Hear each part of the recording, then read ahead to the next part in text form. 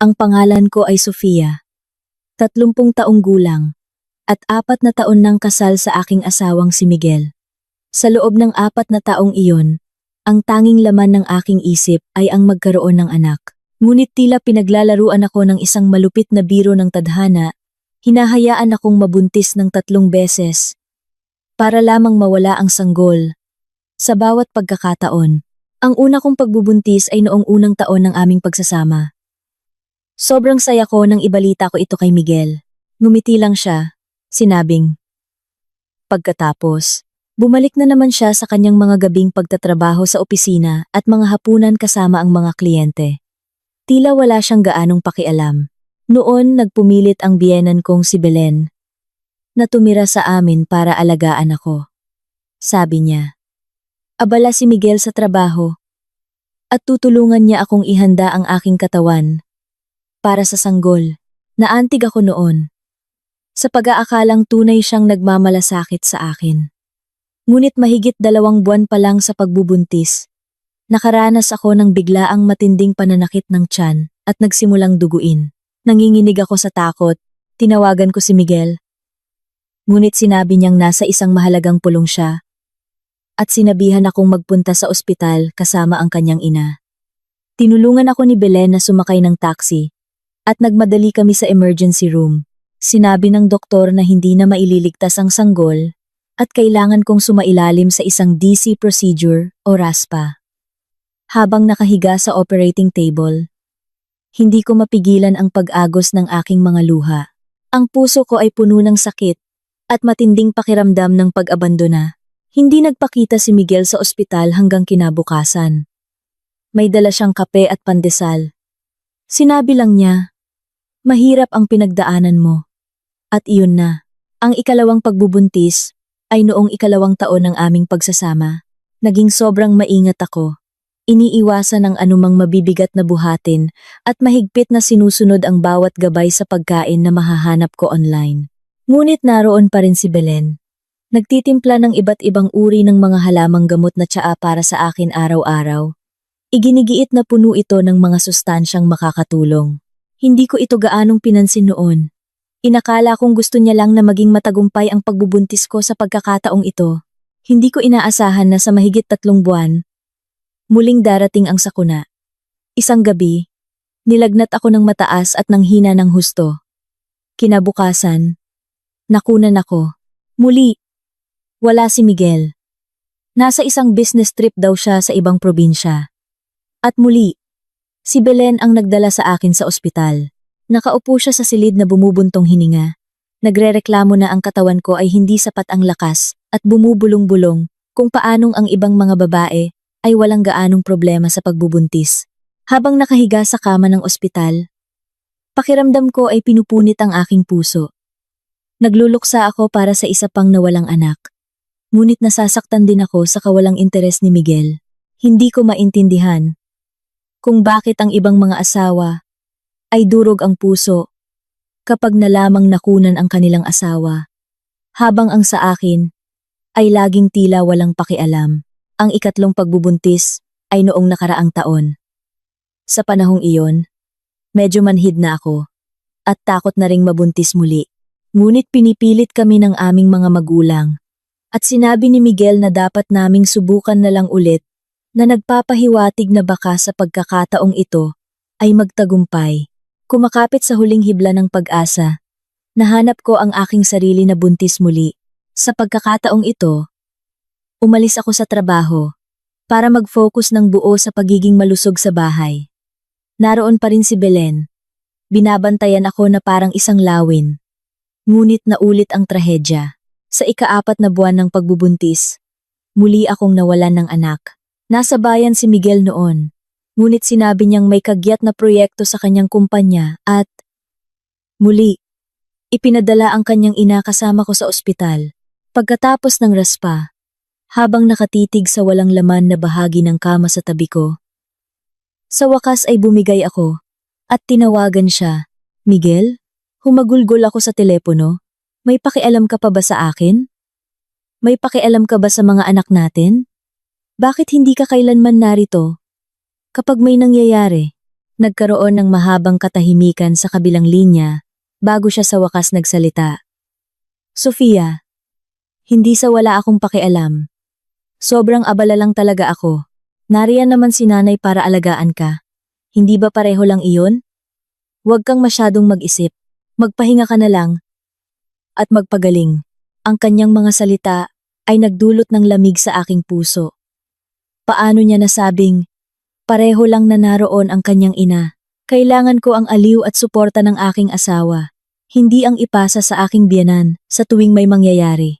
3 pagkalaglag. At sa bawat pagkakataon, siya ang nasa tabi ko sa ospital. Laging sinasabi ng mga doktor na malamang ay dahil sa aking sariling kalusugan o isang issue sa embryo. Ngunit may mali sa aking pakiramdam. Malusog akong tao. Hindi ako kailanman nagkaroon ng malubhang problema sa kalusugan. Bakit ako laging nakukunan? At doon ko napagtanto, bago ang bawat pagkalaglag, si Belen ay nagtitimpla sa akin ng lahat ng uri ng espesyal na tsaa at sabaw. Pinipilit akong ubusin ang bawat patak. Hindi ko ito kailanman kinuwestiyon noon, ngunit pagkatapos ng 3 pagkawala, habang lalo kong iniisip ito, lalo akong naghihinala. Maaari kayang may mali sa mga inuming iyon? Nang pumasok ang kaisipang iyon sa aking isipan, imposibleng balewalain. Hindi ako naglakas loob na banggitin ito kay Miguel. Aakusahan niya akong nagpaparanoid at agad napapanigan ang kanyang ina. Hindi ko rin masabi sa aking mga magulang. Tumatanda na sila at ayaw kong mag-alala sila. Ginugol ko ang sumunod na kalahating taon na nawawala sa ulap ng hinala at bighati. Noong panahong nag-resign na ako sa ideya na baka hindi ko na kailanman madala ang isang bata hanggang sa term, natuklasan kong buntis na naman ako. Habang nakatitig sa 2 pink na linya sa pregnancy test, wala akong naramdamang kagalakan, tanging isang malalim at nakakakilabot na takot. Natatakot akong mawala ang batang ito, tulad ng iba. Ngunit hindi ako maaaring sumuko. Ito ang aking ika-4 na anak. Kailangan kong gawin ang lahat sa aking makakaya para protektahan siya. Nang malaman ni Miguel, pareho lang ang kanyang reaksyon. Isang simpleng, "Sige, narinig ko. Hayaan mong alagaan ka ni nanay. Huwag kang kung saan-saan pupunta." Si Belen, sa kabilang banda, ay tuwang-tuwa. Inimpake niya ang kanyang mga gamit at lumipat muli sa bahay namin sa araw ding iyon. Inanunsyo na sasamahan niya ako, 24 masito. Sinimulan niya ang kanyang dating routine, nagtitimpla ng mga tsaa at gumagawa ng mga espesyal na pagkain para sa akin. Ngunit sa pagkakataong ito, habang tinitingnan ko ang mga timpla na dala niya sa akin, kumukulo ang aking tiyan. Sa pagkabalisa, hindi na ako maaaring manatiling pasibo. Kailangan kong malaman ang katotohanan sa likod ng aking 3 pagkalaglag. Kung talagang katawan ko ang may problema, tatanggapin ko ito. Ngunit kung may nananabutahe sa akin, hindi ko sila mapapatawad. Pagkatapos ng maraming pag-iisip, nagpasya akong mag-install ng mga security camera ng palihim. Nang wala si Belen at Miguel sa bahay, naglagay ako ng isang maliit na camera na nakatago sa isang paso sa sala at isa pa sa isang bookshelf sa aming kwarto. Isang kaibigan ang pinabili ko para sa akin. Maliit ang mga ito at mahirap mapansin. Sa sandaling na-install ang mga ito, kumabog ang aking puso. Sa halo-halong kaba at pananabik, desperado kong malaman ang katotohanan. Ngunit natatakot ako sa kung ano ang maaaring maging katotohanan iyon. Sa sumunod na ilang linggo, umarte akong parang normal ang lahat. Naging masunurin ako kay Belen. Iniinom ang ibinibigay niya at ginagawa ang sinasabi niya. Ngunit palihim, tuwing gabi kapag tulog na ang lahat, tinitingnan ko ang footage ng kamera. Sa unang ilang araw, walang anumang kakaiba. Nagluluto lang si Belen, naglilinis, at inaalagaan ako. Ngunit hindi ako sumuko. Alam kong sa huli, ay lalabas din ang tunay na kulay ng isang taong mapagkunwari. Pagkatapos, isang gabi, nang halos 2 buwan na akong buntis, nangyari ito. Nagising ako sa kalagitnaan ng gabi. Nauuhaw, habang inaabot ko ang aking telepono, kinaugalian kong buksan ang security camera app. Ang imahe sa screen ay nagpatindig ng aking balahibo. Hindi ako makatulog ng mahimbing at nagising bandang 1:00 ng madaling araw, tuyo ang aking bibig. Habang kinukuha ko ang aking telepono para gamitin ang flashlight nito, instinctively kong pinindot ang live feed mula sa kamera sa sala. Ipinakita ng screen ang sala na madilim. Gising ang biyenan kong si Belen. Nakaupo siya sa sofa, hawak ang isang maliit na papel na pakete. Sa mahinang liwanag ng nightlight, maingat niyang ibinuhos ang isang puting pulbos mula sa pakete sa baso ng tubig na iniwan ko sa coffee table kanina. Hinalo niya ito ng kutsara hanggang sa tuluyang matunaw ang pulbos. Nahulog ang telepono ko mula sa aking kamay at bumagsak sa makapal na karpet. Nanginginig ang aking mga daliri habang pinupulot ko ito at inuulit ang footage. Kinukumpirma na hindi ko ito inimbento. Ano ang puting pulbos na iyon? Bakit niya ito inilalagay sa aking tubig? Ang mga alaala ng aking 3 pagkalaglag ay bumaha sa aking isipan. Bago ang bawat isa, naroon si Belen, nagtitimpla ng mga tsaa at nagdadala sa akin ng tubig. Iginigiit na ubusin ko lahat.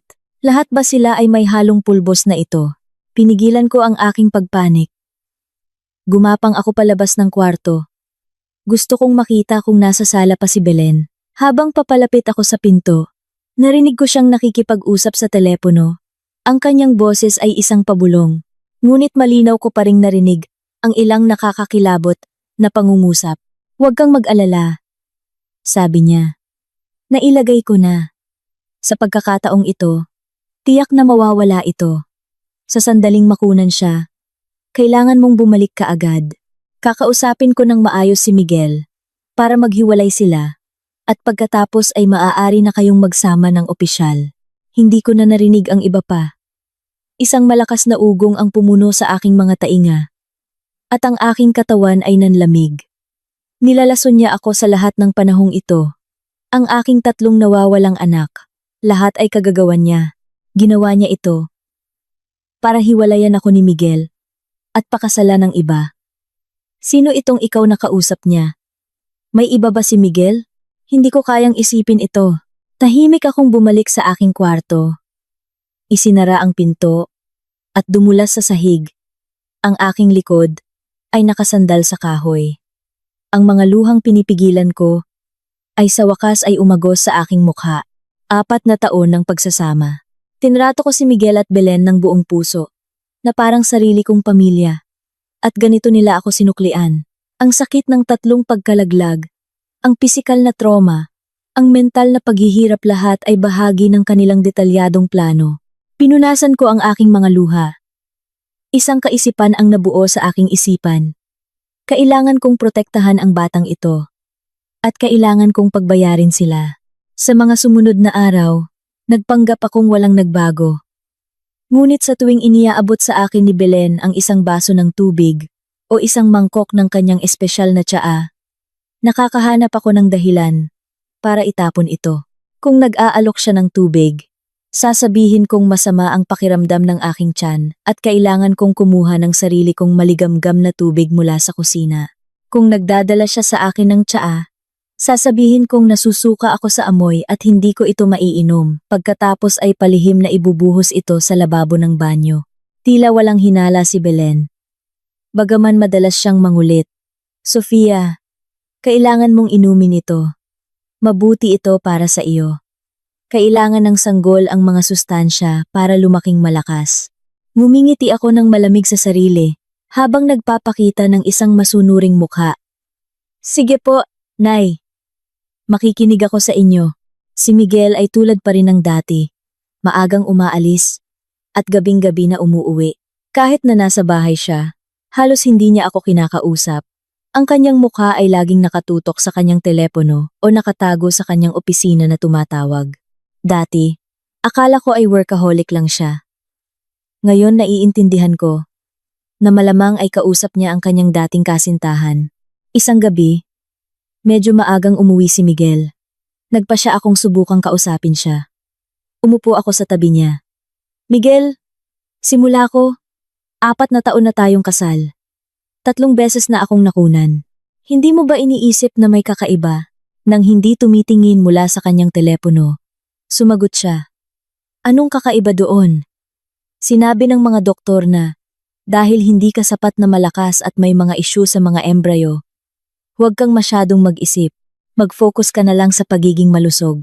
Ang kanyang kawalang interes ay isang patalim sa aking puso. At paano naman ang katotohanang hindi ka kailanman kasama ko? Kapag nangyayari ito, laging ang nanay mo ang nasa ospital. Hindi ka ba nasaktan doon? Sa wakas ay ibinaba ni Miguel ang kanyang telepono at kumunot ang noo. Sinabi ko na sa iyo, abala ako sa trabaho. Hindi ako maaaring kasama mo sa lahat ng oras. Nandoon si nanay para alagaan ka. Na maganda. Bakit ka nagiging emosyonal? Emosyonal? Namuo ang mga luha sa aking mga mata. Miguel, mga anak natin iyon. 3 sa mga anak natin ang nawala. Wala ka bang nararamdaman? Bumuntong hininga siya. Alam kong nagagalit ka. Hindi rin ako masaya tungkol dito. Ngunit nasa nakaraan na iyon. Walang saysay na ungkatin pa. Ang pinakamahalagang bagay ngayon ay protektahan ang sanggol na ito. Tigilan mo na ang pag-iisip ng mga walang kwentang bagay. Tumingin ako sa kanya, nag-iisip kung sasabihin ko sa kanya ang tungkol sa footage ng kamera. Ngunit pagkatapos ay nagbago ang isip ko. Napakalamig niya sa akin. Malamang alam na niya ang ginagawa ng kanyang ina. Baka kasabwat pa siya. Nagpa siya akong subukan ng sitwasyon. Miguel, pakiramdam ko may hindi tama sa mga tsaa na ginagawa ng nanay mo para sa akin. Sa tingin mo ba, may kung ano sa mga iyon? Agad na nagbago ang ekspresyon ni Miguel. Umiwas ang kanyang mga mata. Ano ang pinagsasabi mo? Bakit ka sasaktan ni nanay? Gusto niya lang na magkaroon ka ng isang malusog na apo para sa aming pamilya. Sofia, binabalaan kita. Huwag kang mag-imbento ng mga bagay-bagay. At huwag kang magsasabi ng ganyan kay nanay. Sisirain mo ang pamilyang ito. Kinumpirma ng kanyang reaksyon ang aking pinakamasamang kinatatakutan. Alam niya. Hindi lang niya alam, kundi tinutulungan pa niya ang kanyang ina na pagtakpan ito. Lubos na. Nadurog ang aking puso. Ang lalaking ito, na minahal ko, at binigyan ng 4 na taon ng aking buhay, ay pinanood akong mawalan ng aming mga anak. Nang paulit-ulit, at maaaring naging bahagi pa nito, pinilit kong manatiling kalmado. Tama ka, Miguel. Wala akong sasabihin kay nanay. Gusto ko lang malaman mo na, sa pagkakataong ito, poprotektahan ko ang batang ito. Walang sino man ang mananakit sa kanya. Si Miguel, na malamang ay iniisip na naglalabas lang ako ng emosyonal na pahayag, ay tumangulang at bumalik sa kanyang telepono. Hindi ako pinansin sa natitirang bahagi ng gabi. Bumalik ako sa aming kwarto, binuksan ang aking laptop, at na-save ang video ni Belen na nilalason ng aking tubig. Kumuha rin ako ng ilang screenshot ng mga mahahalagang sandali. Ito ang aking ebidensya. Ito ang puhunan na gagamitin ko para makipag-ayos sa kanila. Sa mga sumunod na araw, mas naging maingat ako. Iniiwasan ko ang anumang ibinibigay sa akin ni Belen. Kung hindi ko maiiwasan, magkukunwari akong iinom ng kaunti, at pagkatapos ay idudura ito kapag hindi siya nakatingin. Palihim akong bumili ng sarili kong prenatal vitamins at progesterone supplements. Sinusunod ang payo ng aking doktor para mapanatiling malusog ang aking sarili at ang sanggol. Ngunit minaliit ko ang determinasyon ni Belen. Nakikita na ang pagbubuntis na ito ay tumatagal ng mas mahaba kaysa sa iba, naging mas agresibo siya. Isang araw, nakakita ako ng isang mansanas sa fruit bowl na may maliit na butas ng karayom sa ibabaw nito. Kumabog ang aking puso. Agad ko itong itinapon. Alam kong may iniksyon siyang kung ano dito. Hindi titigil ang babaeng ito para lang ako ay makunan. Lalo akong natakot, kinilabutan sa kung ano ang susunod niyang gagawin. Kailangan ko ng mas konkretong ebidensya at kailangan kong makaalis sa nakakatakot na bahay na ito. Nakaisip ako ng isang plano. Kailangan kong mag-save ng isang sample ng pulbos mula sa tubig na ibinibigay niya sa akin at ipasuri ito. Kung ang mga resulta ng laboratorio ay magpapakita ng isang bagay na nakakapinsala, magkakaroon ako ng lahat ng kailangan ko para ilantad siya. Nakahanap ako ng isang maliit at airtight na plastic bag. at itinago ito sa aking drawer. Isang araw, nang inabot sa akin ni Belen ang isa pang baso ng tubig, nagpanggap akong uminom ng kaunti. Pagkatapos, habang nasa kusina siya, ibinuhos ko ang natitirang tubig sa bag, isinara ito, at itinago. Naalala ko rin ang mahinang, mapait na lasa sa mga sabaw na ginagawa niya para sa akin bago ang aking mga nakaraang pagkalaglag. Noong panahong iyon, akala ko ay lasa lang ng mga halamang gamot. Ngayon, sigurado akong iyon ang puting pulbos. Isinulat ko ang bawat detalye na naaalala ko. Idinadagdag ito sa aking dumaraming ebidensya. Ang kailangan ko na lang ngayon ay ang tamang pagkakataon para madala ang sample sa isang laboratorio. Pagkatapos, kasama ang lahat ng aking ebidensya, sa wakas, ay haharapin ko si Miguel at Belen. Pagbabayarin ko sila ng isang masakit na halaga para sa kanilang ginawa. Kinagabihan pagkatapos kong makuha ang sample ng tubig, hindi ako makatulog. Halos hindi ako mapakali sa kaba. Takot na baka matuklasan ni Belen ang aking plano, ngunit desperado rin para sa mga resulta ng laboratorio na lumabas at bigyan ako ng isang tiyak na sagot. Kinaumagahan, hinintay kong umalis si Belen para mamalengke. Sa sandaling nakaalis siya, kinuha ko ang selyadong bag, isinuksok sa aking bulsa, nagbihis, at nagmadaling umalis. Nag-research na ako ng isang mapagkakatiwalaang testing lab na hindi kalayuan sa aming bahay. Mga 20 minuto ang biyahe sa taxi. Sa laboratorio, ipinaliwanag ko ang sitwasyon sa isang staff. Pinunan nila ako ng ilang form at kinuha ang sample ng tubig. Sinasabing handa na ang mga resulta sa loob ng 3 araw. Nakiusap ako na maging masinsinan sila hanggat maaari. Ngumiti ang staff nang may kasiguruhan at sinabing huwag akong mag-alala. Pag-alis sa laboratorio, naramdaman kong bahagyang gumaan ang aking pakiramdam. Sa sandaling lumabas ang mga resulta, malalaman na ang katotohanan. Pag-uwi ko, nakabalik na si Belen at nagluluto sa kusina. Nakita niya ako at kaswal na nagtanong, "Sofia, saan ka galing? Dapat nasa bahay ka lang." At nagpapahinga, kumabog ang aking puso. Ngunit pinanatili kong kalmado ang aking boses. Medyo nababagot ako, kaya naglakad-lakad ako saglit para makalanghap ng sariwang hangin. Tumango lang si Belen at bumalik sa pagluluto. Huminga ako ng maluwag, na hindi ko na malayang. Pinipigilan ko pala. Wala siyang anumang hinala. Ang sumunod na 3 araw ay napakahirap. Patuloy akong naghihintay sa mga resulta. Ngunit kinatatakutan ko rin ito. Kung may kung ano sa tubig.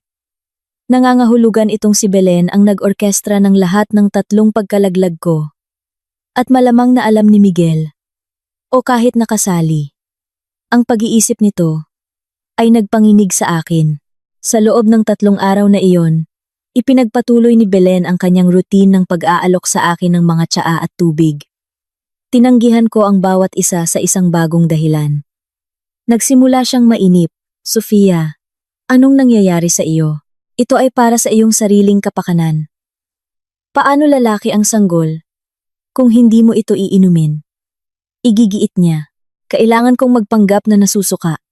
"Nay, hindi ko po talaga kaya. Ang amoy ay nagpapasuka sa akin. Siguro susubukan ko ulit kapag mas maganda na ang gana ko." Sumimangot siya.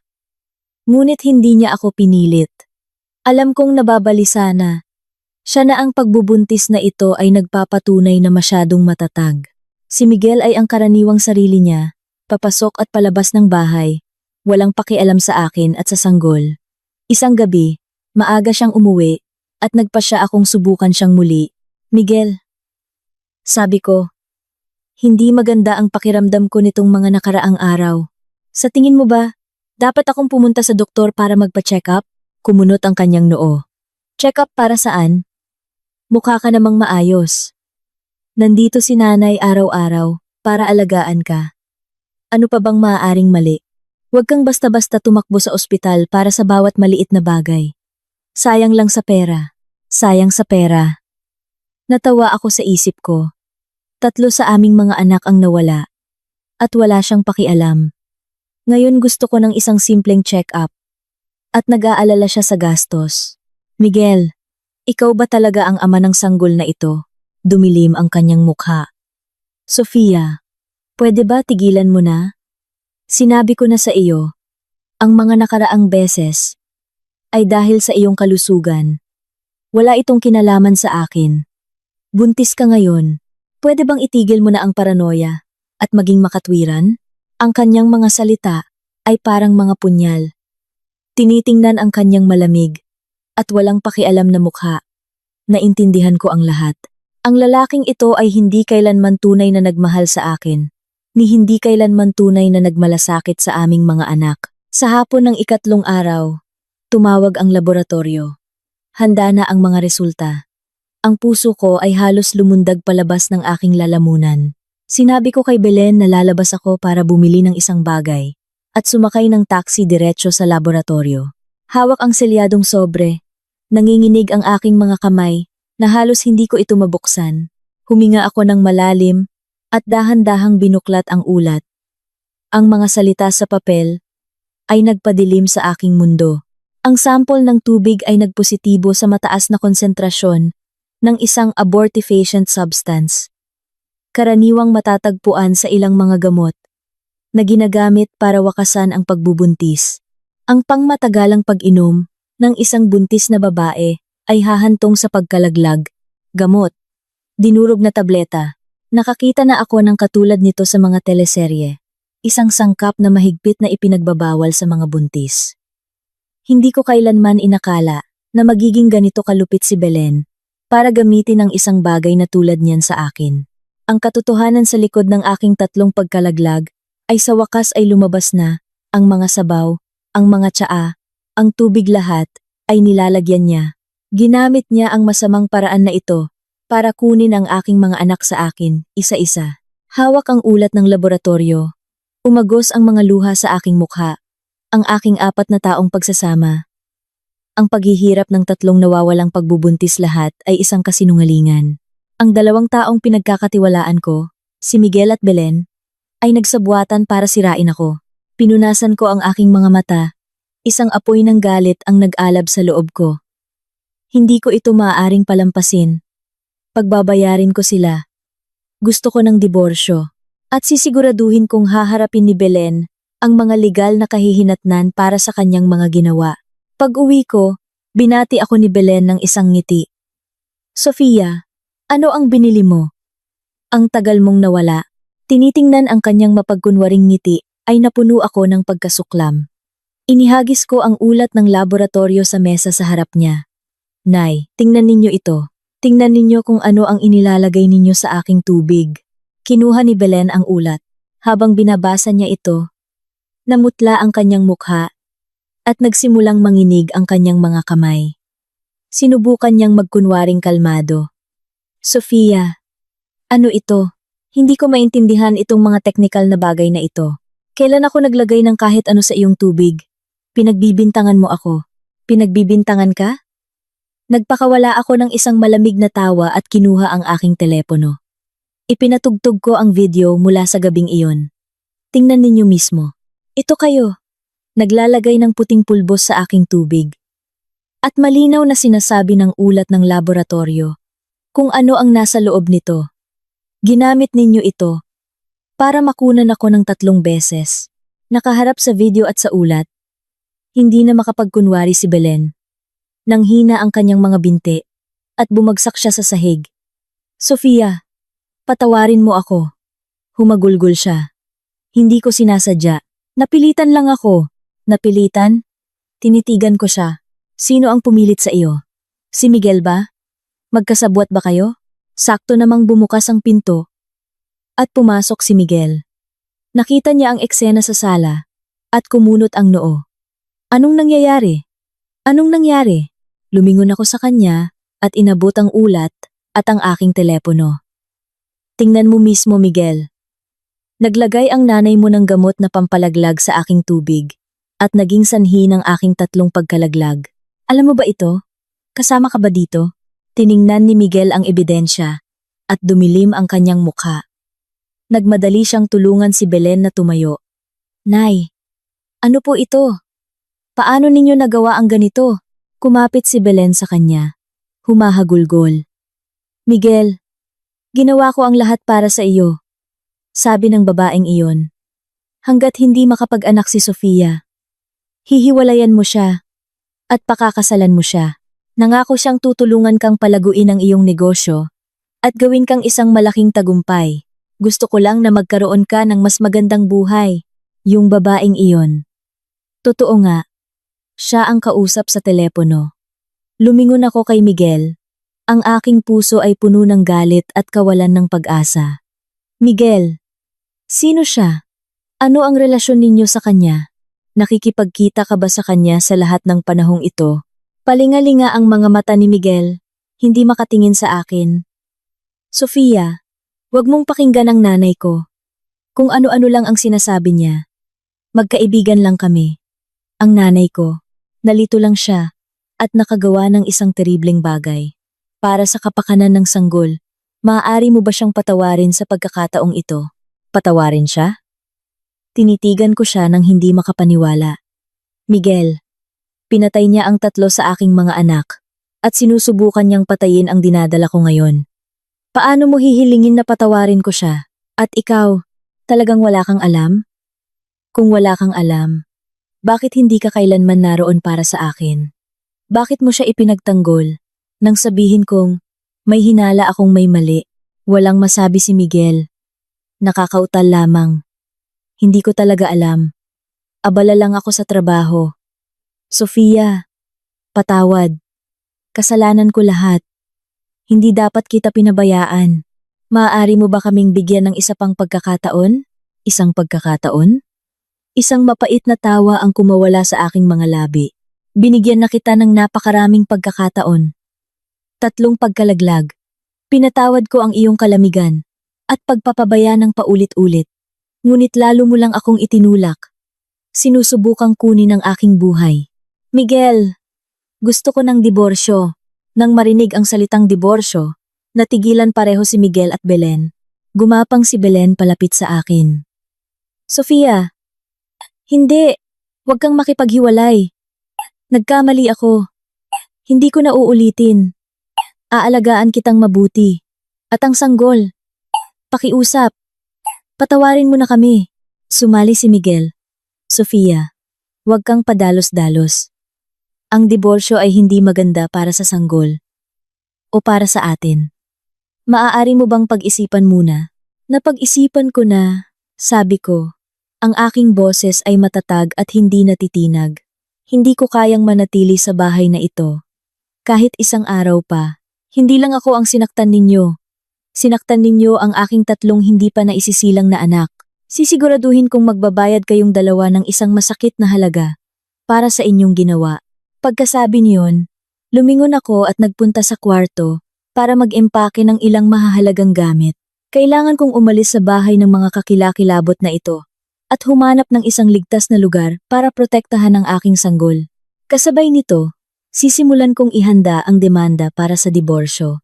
Mangangalap ng mas marami pang ebidensya para masigurong matatanggap ni na Miguel at Belen ang parusang nararapat sa kanila. Ngunit dapat ay alam ko na hindi nila ako basta-basta hahayaang umalis. Hinarangan nila ang pinto, ayaw akong paalisin, at sinubukan pa nilang agawin ang ebidensya mula sa aking mga kamay. Alam kong nagsisimula pa lang ang isang mahirap na laban. Naglakad ako papunta sa pinto, dala ang aking nakaimpaking bag. Ngunit habang inaabot ko ang hawakan, sumugod si Miguel at hinawakan ang aking braso. Sofia, hindi ka maaaring umalis. Paano ang sanggol? Hinila ko ang aking braso. Ang sanggol ay akin, at wala siyang kinalaman sa iyo, malamig kong sabi. Ligtas lang siya kapag umalis na ako. Kung mananatili siya sa bahay na ito, papatayin niyo lang siya. Nagmadaling humarang si Belen sa pinto. Umaagos ang luha sa kanyang mukha. Sofia, alam kong nagkamali ako. Talagang alam ko. Pakiusap. Bigyan mo lang ako ng isa pang pagkakataon. Pangako. Aalagaan kitang mabuti. At, ang sanggol, hindi na ako gagawa ng anumang kalokohan na tulad niyon. Isang pagkakataon? Tiningnan ko ang kanyang mapanlinlang na mukha na may purong pagkasuklam. Nang pinapatay mo ang aking mga anak ng 3 beses, naisip mo bang bigyan ako ng pagkakataon? Huli na. Para sa mga paumanhin. Sofia, wag mong sobrahan. Tumigas ang mukha ni Miguel, ang kanyang tono ay naging mapanganib. Ginawa ito ni nanay para sa akin. Wala siyang masamang intensyon. Kung maglakas loob kang lumabas sa pintong iyan, hindi mo madadala ang sanggol at hindi ka makakakuha ng kahit isang kusing mula sa akin. Nagpakawala ako ng isang mapait na tawa. Miguel, akala mo ba pinakasalan kita para sa pera mo? Alam na alam mo kung gaano karami ang ibinigay ko para sa iyo sa nakaraang 4 na taon. Tungkol naman sa sanggol, ako ang nagdadala sa kanya. Wala siyang kinalaman sa iyo. Dadalhin ko siya. Kasama ko. Gusto mo man o hindi. Sa panaginip mo. Humakbang si Miguel. Sinusubukang agawin ang bag mula sa aking mga kamay. Naglalaman ito ng ulat ng laboratorio. Isang backup ng video footage. Ang aking ID. At ang aking mga bank card. Lahat ng ebidensyang iyan ay peke. Hindi ko hahayaang ilabas mo iyan dito. At magkalat ng kasinungalingan. Mahigpit kong hinawakan ang bag sa aking dibdib at umatras. Lumayo ka, Miguel. Lahat ng ito ay totoo. Matibay na ebidensya. Hindi mo ito maiaalis. Nakagawa na ako ng maraming backup. Kahit nakunin mo ang bag na ito, maaari ko pa ring idemanda ka at ang iyong ina. Nang makitang nabigo si Miguel, sumugod si Belen para tumulong, hinawakan ang aking kabilang braso at malakas na hinila. Sofia, makinig ka na lang sa amin. Manatili ka dito. Hindi ba pwedeng maging isang masayang pamilya na lang tayo? Malakas ang kanyang pagkakahawak. At sumakit ang aking braso. Nagpumiglas ako. Sumisigaw. Bitawan ninyo ako. Hindi ako maninirahan kasama ang mga taong makamandag. At walang puso na tulad ninyo. Sa gitna ng aming pagtatalo, tumunog ang aking telepono. Ang aking nanay. Sinamantala ko ang pagkakataon. Ang nanay ko, kung hindi ninyo ako bibitawan ngayon, sasabihin ko sa kanya ang lahat. At hahayaan siyang makipag-usap sa inyo. Nagkatinginan si Miguel at Belen, at nag-alinlangan. Alam nilang mainitin ang ulo ng aking ina. Kung malaman niya ang katotohanan, gagawa siya ng iskandalo, at mapapahiya sila sa publiko. Ginamit ko ang kanilang pag-aalinlangan para makawala at sagutin ang telepono. Nay? Sofia, kamusta ka? Maayos ba ang kalusugan mo? Namimiss ka na namin ng tatay mo at iniisip naming pumunta diyan. Nay, ayos lang ako, sabi ko. Pinipigilan ang mga luha. Huwag po muna kayong pumunta ngayon. Kailangan kong lumabas para sa isang bagay. Pupuntahan ko kayo kapag tapos na ako. Lalabas? Buntis ka. Saan ka pupunta? Tanong ng aking ina. Ang kanyang boses ay may halong hinala. Pinahihirapan ka ba ni Miguel at ng kanyang ina? Nang marinig ang nag-aalalang boses ng aking ina, hindi ko na napigilan ang aking mga luha. Nay, sila ang naging sanhi ng aking 3 pagkalaglag. At ngayon, sinusubukan nilang saktan din ang sanggol na ito. Mabilis kong ipinaliwanag ang lahat ng nangyari. Sa kabilang dulo ng linya, sumabog sa galit ang aking ina. Mga mamamatay tao! Paano nila nagawang maging ganito kalupit? Sofia, huwag kang matakot. Papunta na kami ng tatay mo para sunduin ka. Maghintay ka sa pinto. Huwag mong hayaang saktan ka nila. Pagkatapos mag-hang up, tumingin ako kina Miguel at Belen. Papunta na ang mga magulang ko. Huwag ninyo nang isipin na pigilan ako. Dumilim ang mukha ni Miguel. Hindi niya inaasahan na sasabihin ko agad sa aking mga magulang. Nagpapanik si Belen. Hinihila ang kanyang braso. Miguel, anong gagawin natin? Kung malaman nila, tapos na ang lahat. Nag-isip si Miguel sandali. Ano pa bang magagawa natin? Kailangan natin siyang panatilihin dito sa ngayon. Maghihintay tayo na humupa ang mga bagay-bagay. Kung sakaling lumala, makikipagnegosasyon tayo. Bigyan natin siya ng pera para manahimik. Ayaw ko ng pera ninyo, sabi ko. Gusto ko lang ng diborsyo. At gusto kong magbayad kayo sa ginawa ninyo. Hindi nagtagal at dumating ang aking mga magulang.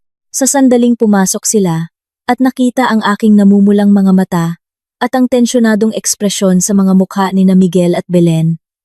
Sumugod ang aking ina at tinuro si Miguel. Miguel, walang puso kang hayop. Anong kasalanan ang nagawa sa iyo ng aming Sofia? Paano mo nagawang makipagsabuatan sa iyong ina para saktan siya ng ganito?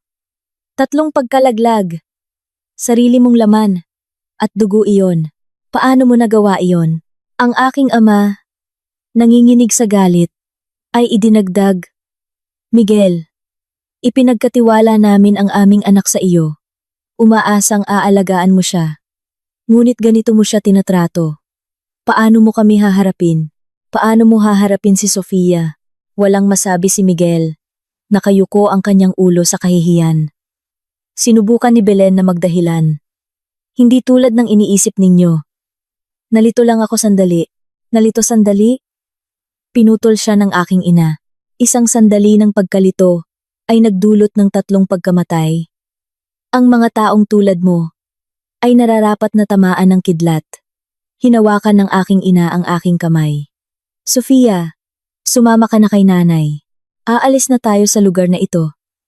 Iuuwi kita at aalagaan. Sisiguraduhin naming ligtas ka at ang sanggol. Sinubukan ni Miguel na harangan ang aming daan. Nay, tay, huwag po kayong padalos-dalos. Hindi po tulad ng iniisip ninyo. Hayaan ninyo akong magpaliwanag. Ayaw naming marinig ang iyong mga paliwanag. Malamig na sabi ng aking ama. Ang mga dahilan ay takip lamang para sa katotohanan. Nakapagpasya na kami. Makikipaghiwalay si Sofia sa iyo. Pirmahan mo ang mga papel. O magkita tayo sa korte. Sinubukan ni Miguel na magsabi pa. Ngunit hinihila na ako ng aking ina papunta sa pinto. Tara na, Sofia. Huwag mong sayangin ang iyong hininga sa kanila. Aalis na tayo. At hindi na babalik. Sinundan ko ang aking mga magulang palabas ng teribleng bahay na iyon at sumakay sa kotse ng aking ama. Habang papalayo ang sasakyan, huli kong tiningnan ang bahay. Wala akong naramdamang pagmamahal. Tanging isang malalim na pakiramdam ng kaluwagan. Pagbalik sa bahay ng aking mga magulang, agad akong ipinagluto ng aking ina at sinabihang magpahinga. Umupo ang aking ama sa tabi ko. Bumubuntong hininga. Kasalanan naming lahat ito. Hindi namin sinuri ng maayos ang pagkatao ni Miguel at ng kanyang ina. Hinayaan ka naming magdusa ng husto. Hinawakan ko ang kamay ng aking ama. Tay, hindi ninyo kasalanan. Ako ang naging bulag at pumili ng maling tao. Huli na para sa pagsisisi ngayon. Umupo ang aking ina sa tabi ko. Dahan-dahang hinahaplos ang aking tiyan. Mula ngayon, dito ka natitira sa amin. Magluluto si nanay para sa iyo, araw-araw, at aalagaan kang mabuti. Sisiguraduhin naming ligtas ka, at ang sanggol na ito. Sa mga sumunod na linggo, nagpahinga ako sa bahay ng aking mga magulang. Masinop nila akong inalagaan, naghahanda ng masusustansyang pagkain, dinadala ako para maglakad sa parke. At sinasamahan ako.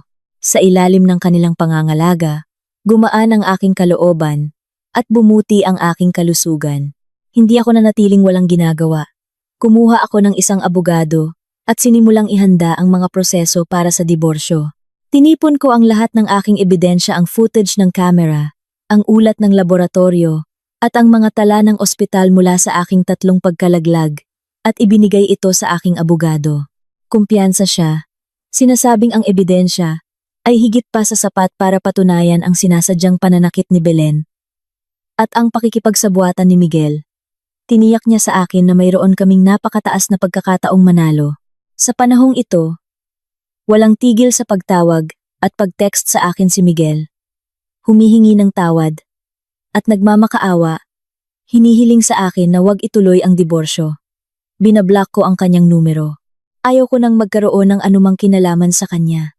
Tinawagan din ni Belen ang aking ina. Umiiyak at nakikiusap na kumbinsihin akong huwag nang palakihin ang sitwasyon. Sinigawan siya ng aking ina at ibinaba ang telepono. Hindi na muling sinagot ang kanyang mga tawag. Isang araw, Tumawag ang aking abogado para ipaalam sa akin na gusto ni na Miguel at Belen na makipag-areglo. Pinag-isipan ko ito at pumayag. Ngunit sa 3 kondisyon.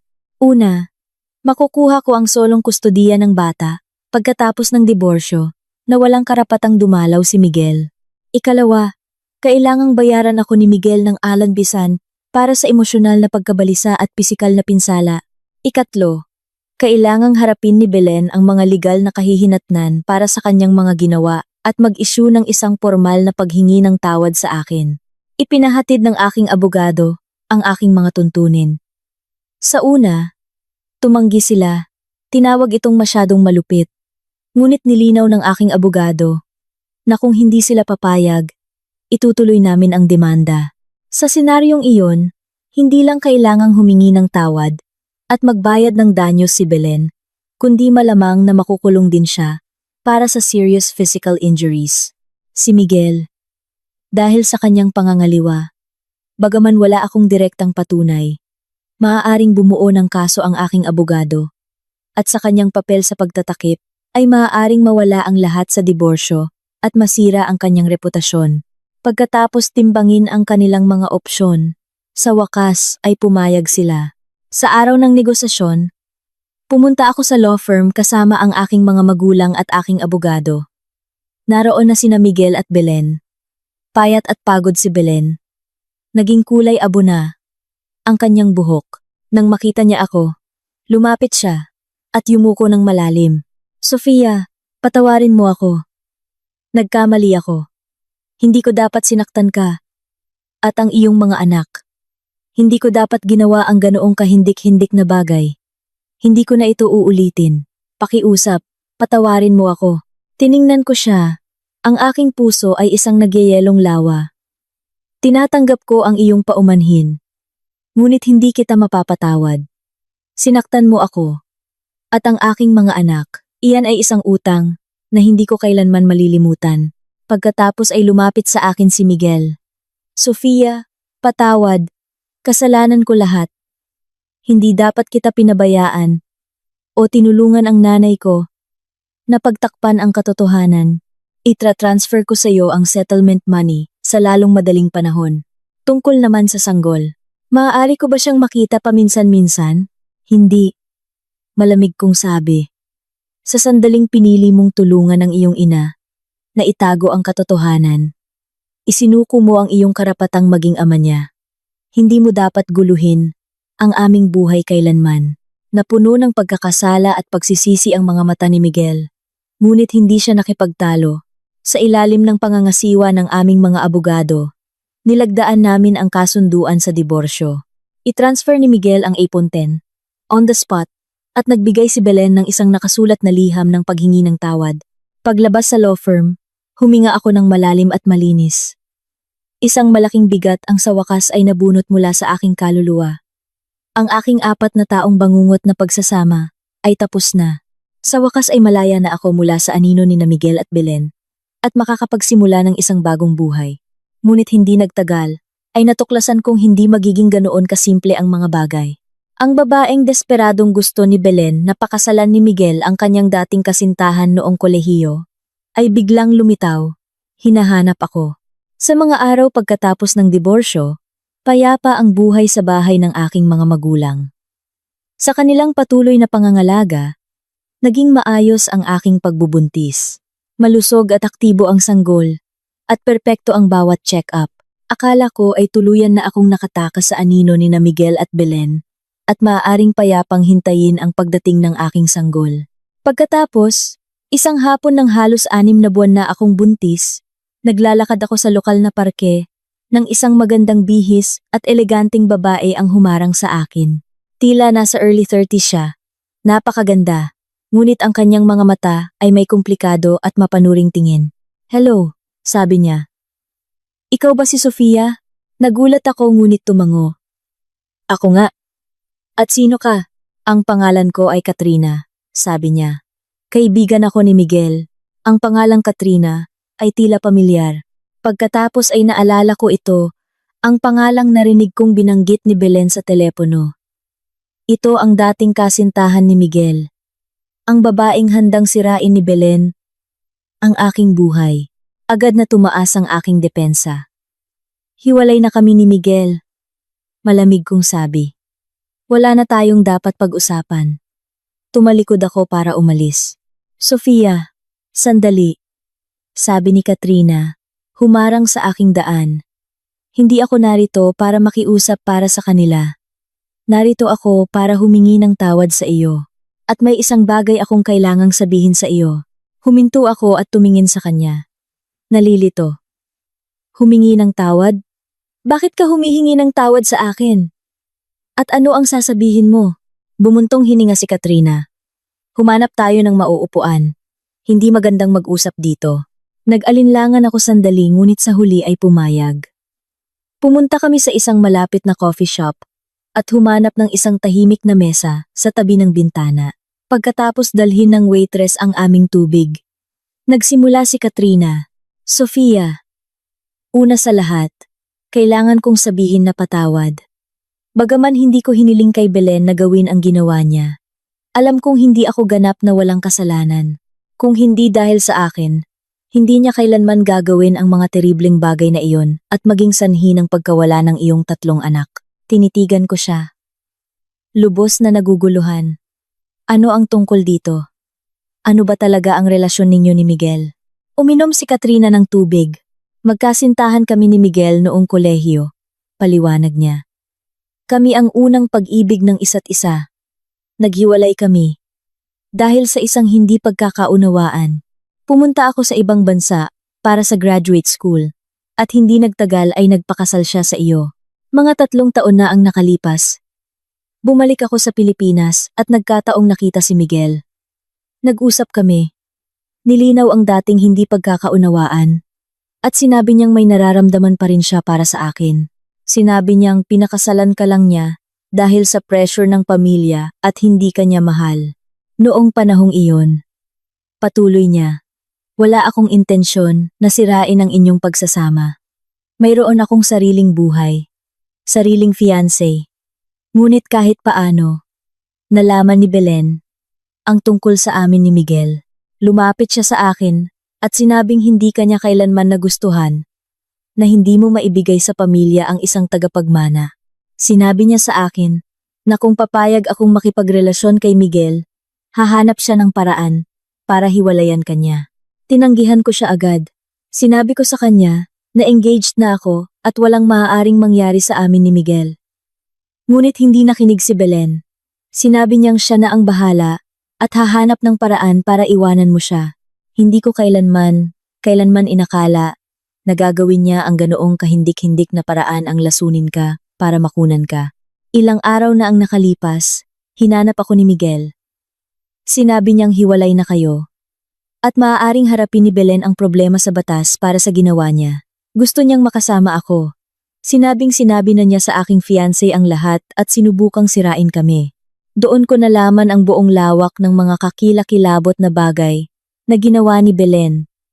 Labis akong nakakaramdam ng pagkakasala. Kung hindi dahil sa akin, hindi ka sana nagdusa ng husto.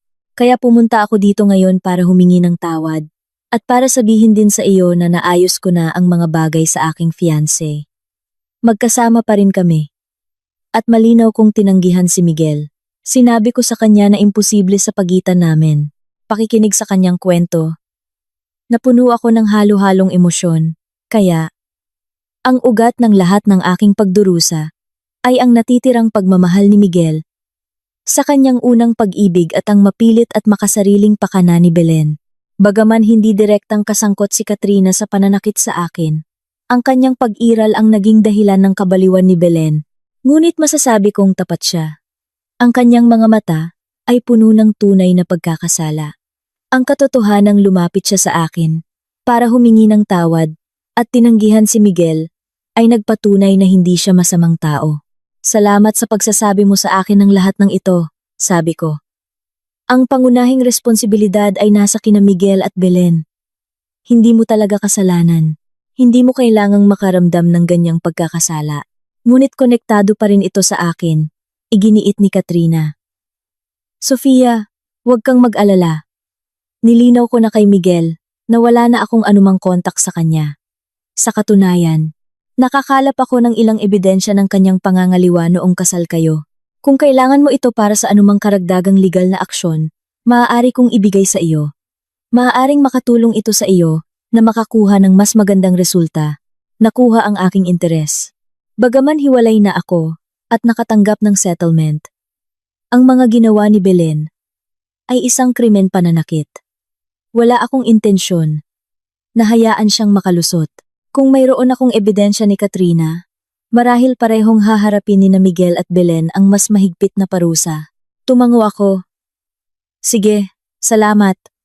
Kung convenient, kukunin ko. Kinuha ni Katrina ang isang USB drive mula sa kanyang pitaka at ibinigay ito sa akin. Naglalaman ito ng aming chat history ni Miguel. Mga talaan ng mga regalo at pera na ipinadala niya sa akin lahat ay nagpapatunay ng kanyang pangangaliwa.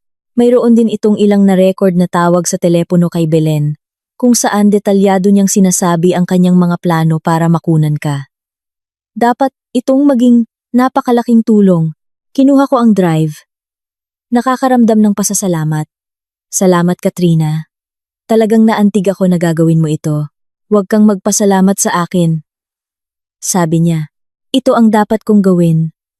Sofia, sana ay magkaroon ka at ang iyong sanggol ng isang ligtas at masayang hinaharap.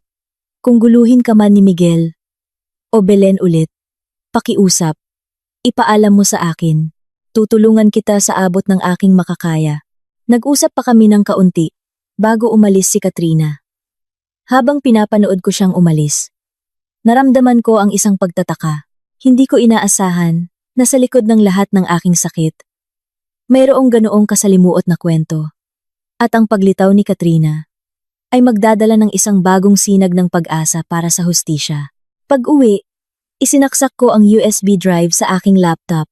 Ang mga chat log at call recording ay nakamamatay. Paulit-ulit na ipinahayag ni Miguel ang kanyang hindi kasiyahan sa akin at ang kanyang pananabik kay Katrina na nagsasabing isang pagkakamali ang aming kasal. Sa mga call recording, masayang idinetalye ni Belen kay Katrina kung paano niya nilalagyan ng dosis ang aking mga inumin at pinaplano ang aking mga pagkalaglag. Ang kanyang boses ay puno ng kasamaan. Nang makita ang ebidensyang ito, muling sumiklab ang aking galit. Nagpasya akong hindi lamang ituloy ang mga kasong kriminal laban kay Belen, kundi panagutin din si Miguel para sa kanyang pangangaliwa at pakikipagsabwatan. Ibinigay ko ang bagong ebidensya sa aking abogado. Pagkatapos suriin ito, tuwang-tuwa siya. Ito ay isang game changer, sabi niya.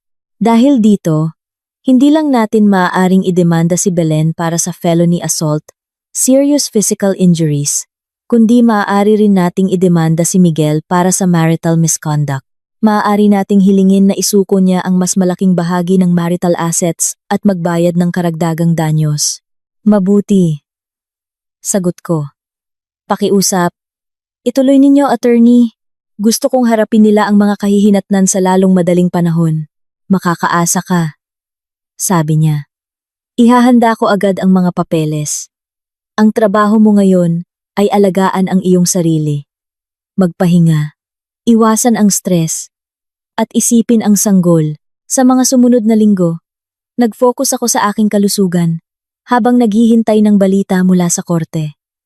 Sinubukan akong tawagan ni Miguel ng ilang beses pa. Hindi ko sinagot. Nagpadala siya ng maraming text. Sinasabing alam niyang mali siya, na pinagsisisihan niya ang lahat, at na gusto niyang makipagbalikan. Binablock ko siya sa lahat ng platform. Sinubukan din ni Belen na kontakin ako sa pamamagitan ng aking ina. Nagmamakaawa na iurong ko ang demanda at nag-aalok ng mas maraming pera. Binaliwala ko siya ng tuluyan. Ayaw ko ng kanyang pera. Gusto ko ng hustisya. Nang mahigit 7 buwan na akong buntis, itinakda ang petsa ng pagdinig. Dahil sa aking kondisyon, hindi ko kailangang humarap sa korte. Ang aking abogado, ang ganap na kumatawan sa akin. Nanatili ang aking mga magulang sa bahay. Sabik na naghihintay sa resulta. Humarap din si Katrina sa korte bilang isang saksi nagbibigay ng kanyang ebidensya. Ayon sa aking abogado, nang harapin ang ganoong hindi matututulang patunay, walang ibang pagpipilian sina Miguel at Belen, kundi umamin sa lahat. Napatunayang nagkasala si Belen sa serious physical injuries at sinentensiyahan ng 3 taong pagkakakulong. Si Miguel ay inutusang isuko ang isang malaking bahagi ng kanyang mga ari-arian noong kasal kami at magbayad ng karagdagang ay 2,200,000 bilang punitive damages. Wasak ang kanyang reputasyon. Iniiwasan siya ng kanyang mga kasamahan at kaibigan at ang kanyang negosyo na dati nang naghihirap ay bumagsak nang marinig ko ang hatol. Isang alon ng kaluwagan ang bumalot sa akin. Sa wakas ay nakamit ang hustisya. Nagbabayad sina Miguel at Belen para sa kanilang kalupitan. Gumaan din ang loob ng aking mga magulang. Sinasabing iyon ang nararapat sa kanila. Hinaplos ng aking ina ang aking tiyan. Sofia, wala nang makakasakit sa iyo o sa sanggol na ito. Magiging masaya na ang ating pamilya ngayon. At iyon lang ang mahalaga. Tumango ako, mga luha ng kagalakan at paglaya ang umagos sa aking mukha. Sa wakas ay nakamit ko ang hustisya para sa aking 3 nawawalang anak at para sa aking sarili. Ngunit nagkamali ako sa pag-aakalang tapos na. Si Miguel, galit at talunan pagkatapos ng hatol, ay hindi pa tapos sa akin. Pinaplano niya ang kanyang paghihiganti. Pagkatapos ng desisyon ng korte, akala ko ay makakahanap na ako ng kapayapaan. Ngunit ang kapaitan ni Miguel ay agad na sumira sa aking katahimikan. Isang araw, habang paalis kami ng aking ina sa ospital, pagkatapos ng isang check-up, nakita ko siyang nakatayo sa kabilang kalsada, madilim ang mukha, habang nakatitig sa amin. Nalaglag ang aking puso. Agad akong nagtago sa likod ng aking ina. Nakita rin niya siya, at agad akong pinrotektahan, sumisigaw. Miguel, anong ginagawa mo dito? Nagdesisyon na ang korte. Patuloy mo pa rin ba kaming guguluhin? Dahan-dahang lumapit si Miguel sa amin. Ang kanyang mga mata ay puno ng kamandag. Sofia, ang galing mo talaga. Sabi niya, pinakulong mo ang nanay ko at kinuha mo lahat ng pera ko. Ganoon mo ba ako kinamumuhian? Pinilit kong panatilihing matatag ang aking boses. Miguel, nakuha mo ang nararapat sa iyo. Ikaw at ang iyong ina ang nanakit sa akin at sa aking 3 anak. Wala kang dapat sisihin, kundi ang inyong sarili. Ang nararapat sa amin? Ngumisi si Miguel. Kung hindi dahil kay Katrina, kung hindi naging mainipin si nanay, hindi sana nangyari ang lahat ng ito. Huwag mong isipin na nanalo ka na, Sofia. Sinasabi ko sa iyo, hindi ko ito palalampasin. Nanginginig sa galit ang aking ina. Miguel, wala ka bang kahihiyan? Kayo ang nagkasala kay Sofia? At ngayon sinusubukan mong sisihin siya? Binabalaan kita. Umalis ka na ngayon o tatawag ako ng pulis. Hindi natinag si Miguel. Lumipat ang kanyang tingin sa aking buntis na tiyan, isang masamang kislap sa kanyang mga mata. Akala mo ligtas ka na dahil lang magkakaanak ka na? Nag-init ang ulo ko sa kanyang banta. Humakbang ako. Miguel, isa kang halimaw. Inosente ang sanggol. Kung maglakas loob kang saktan siya, isinusumpa ko. Papatayin kita. Papatayin ako? Tumawa siya ng walang kabuhay-buhay. Akala mo kaya mo ako. Inabot niya ang kamay, na parang hahawakan ako. Itinulak siya ng aking ina. Natumba si Miguel. Kumukulo ang kanyang galit. Maghintay lang kayo. Pagbabayarin ko kayong lahat. Pinukol niya ako ng isang huling tingin ng puot. At umalis. Habang pinapanood ko siyang umalis, napuno ako ng isang pakiramdam ng pangamba. Alam kong naitulak na siya sa bingit. At kaya niyang gawin ang kahit ano. Pag-uwi namin, agad na tinawagan ng aking ina ang aking ama at sinabi ang nangyari.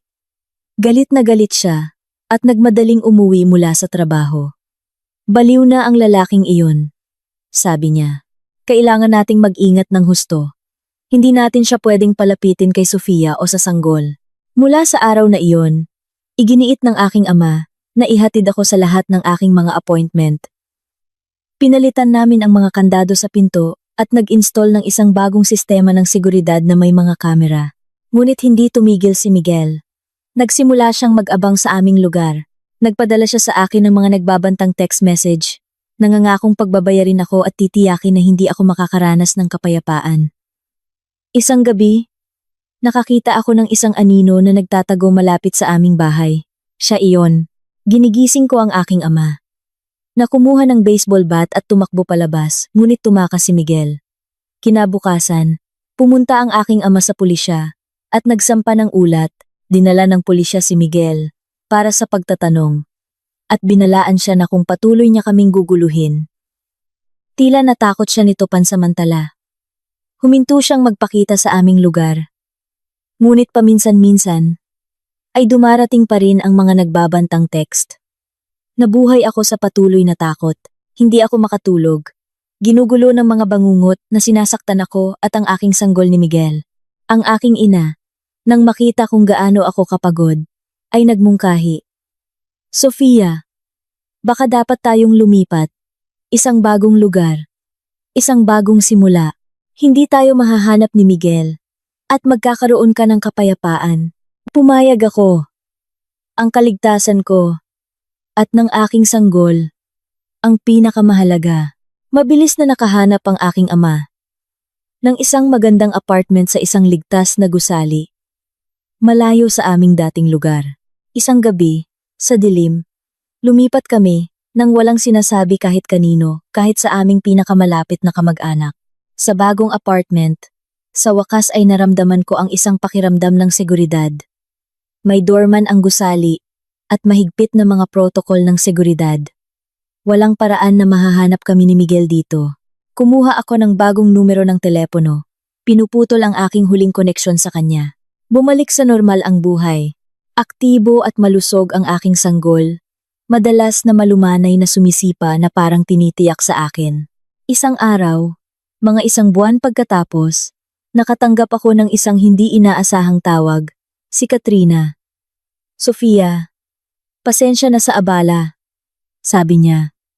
Ang kanyang boses ay puno ng pag-aalala. Narinig kong ginugulo ka ni Miguel. Ayos ka lang ba? Nagulat ako. Paano mo nalaman? Narinig ko sa isa sa kanyang mga dating kaibigan. Paliwanag niya.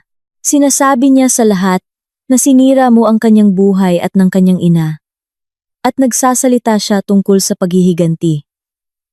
Nag-alala ako para sa iyo. Ayos lang ako. Tiniyak ko sa kanya. Lumipat kami. Hindi niya kami mahahanap. Salamat sa iyong pag-aalala. Nakakaluwag ng dibdib, sabi ni Katrina. Sofia, may isa pa akong dapat sabihin sa iyo. Malaki ang problema ng kumpanya ni Miguel. Wasak ang kanyang reputasyon. At karamihan sa kanyang mga kliyente ay umalis na. Malapit nang malugi ang kumpanya. Lubog siya sa utang at hinahabol ng mga nagpapautang. Magulo ang kanyang buhay. Wala akong naramdamang awa sa pagkarinig sa balitang ito. Tanging isang pakiramdam ng karmic justice. Iyon ang presyo na kailangan niyang bayaran para sa kanyang mga ginawa. Kasalanan niya iyan, sabi ko. Alam ko. Sagot ni Katrina. Gusto ko lang ipaalam sa iyo na may mas malalaki siyang problema na kailangang harapin ngayon. Malamang wala na siyang oras o lakas para guluhin ka pa. Maaari ka nang mag-relax at mag-focus sa sanggol. Salamat sa pagsasabi mo sa akin, sabi ko. Let's both move on with our lives. Pagkatapos ng tawag na iyon, tunay akong nakaramdam ng kapayapaan. Si Miguel ay isang taong nalulunod. Hindi na siya isang banta. Ang mga huling linggo ng aking pagbubuntis ay payapa. Inalagaan ako ng aking mga magulang. At lumakas ang aking sanggol. Sa 9 na buwan, sinabi ng aking doktor na maaari na akong manganak anumang oras. Inihanda na ng aking mga magulang ang hospital bag sa tabi ng pinto. Isang gabi, nagsimula ang mga contraction. Nagmadali kaming dinala ng aking ama sa ospital.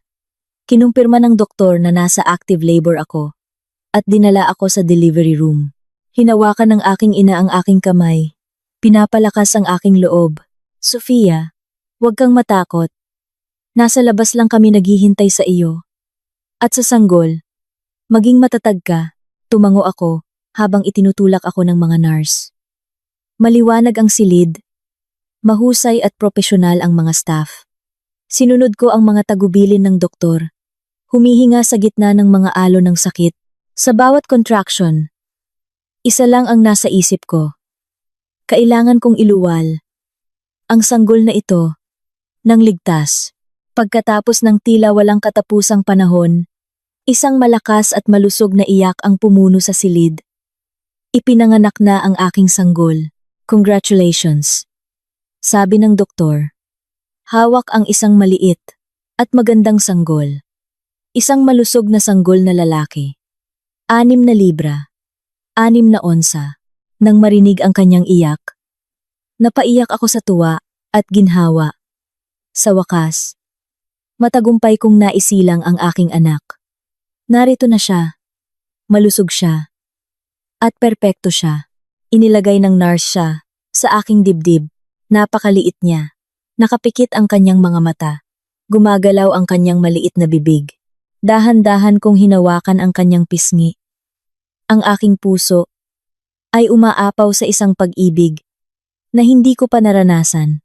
Nagmadaling pumasok ang aking ina. Basa ng luha ang kanyang mga mata. Sofia, nagawa mo! Ay, ang ganda-ganda niya. Sumunod ang aking ama. Isang malapad at ipinagmamalaking ngiti sa kanyang mukha. Napakaganda nito. Aalagaan namin kayong mabuti. Ang pagsilang ng aking anak ay nagdulot ng hindi masukat na kagalakan sa aming pamilya. Pinangalanan ko siyang Lucas. Umaasang lalaki siyang malakas at matapang at mamumuhay ng isang payapang buhay. Mabait siyang sanggol, bihirang umiyak, kontento na kumain at matulog. Lubos na nabighani ang aking mga magulang. Ginugugol ang kanilang mga araw sa pagpapalit ng lampin, pagpapakain sa kanya, at pakikipag-usap sa kanya.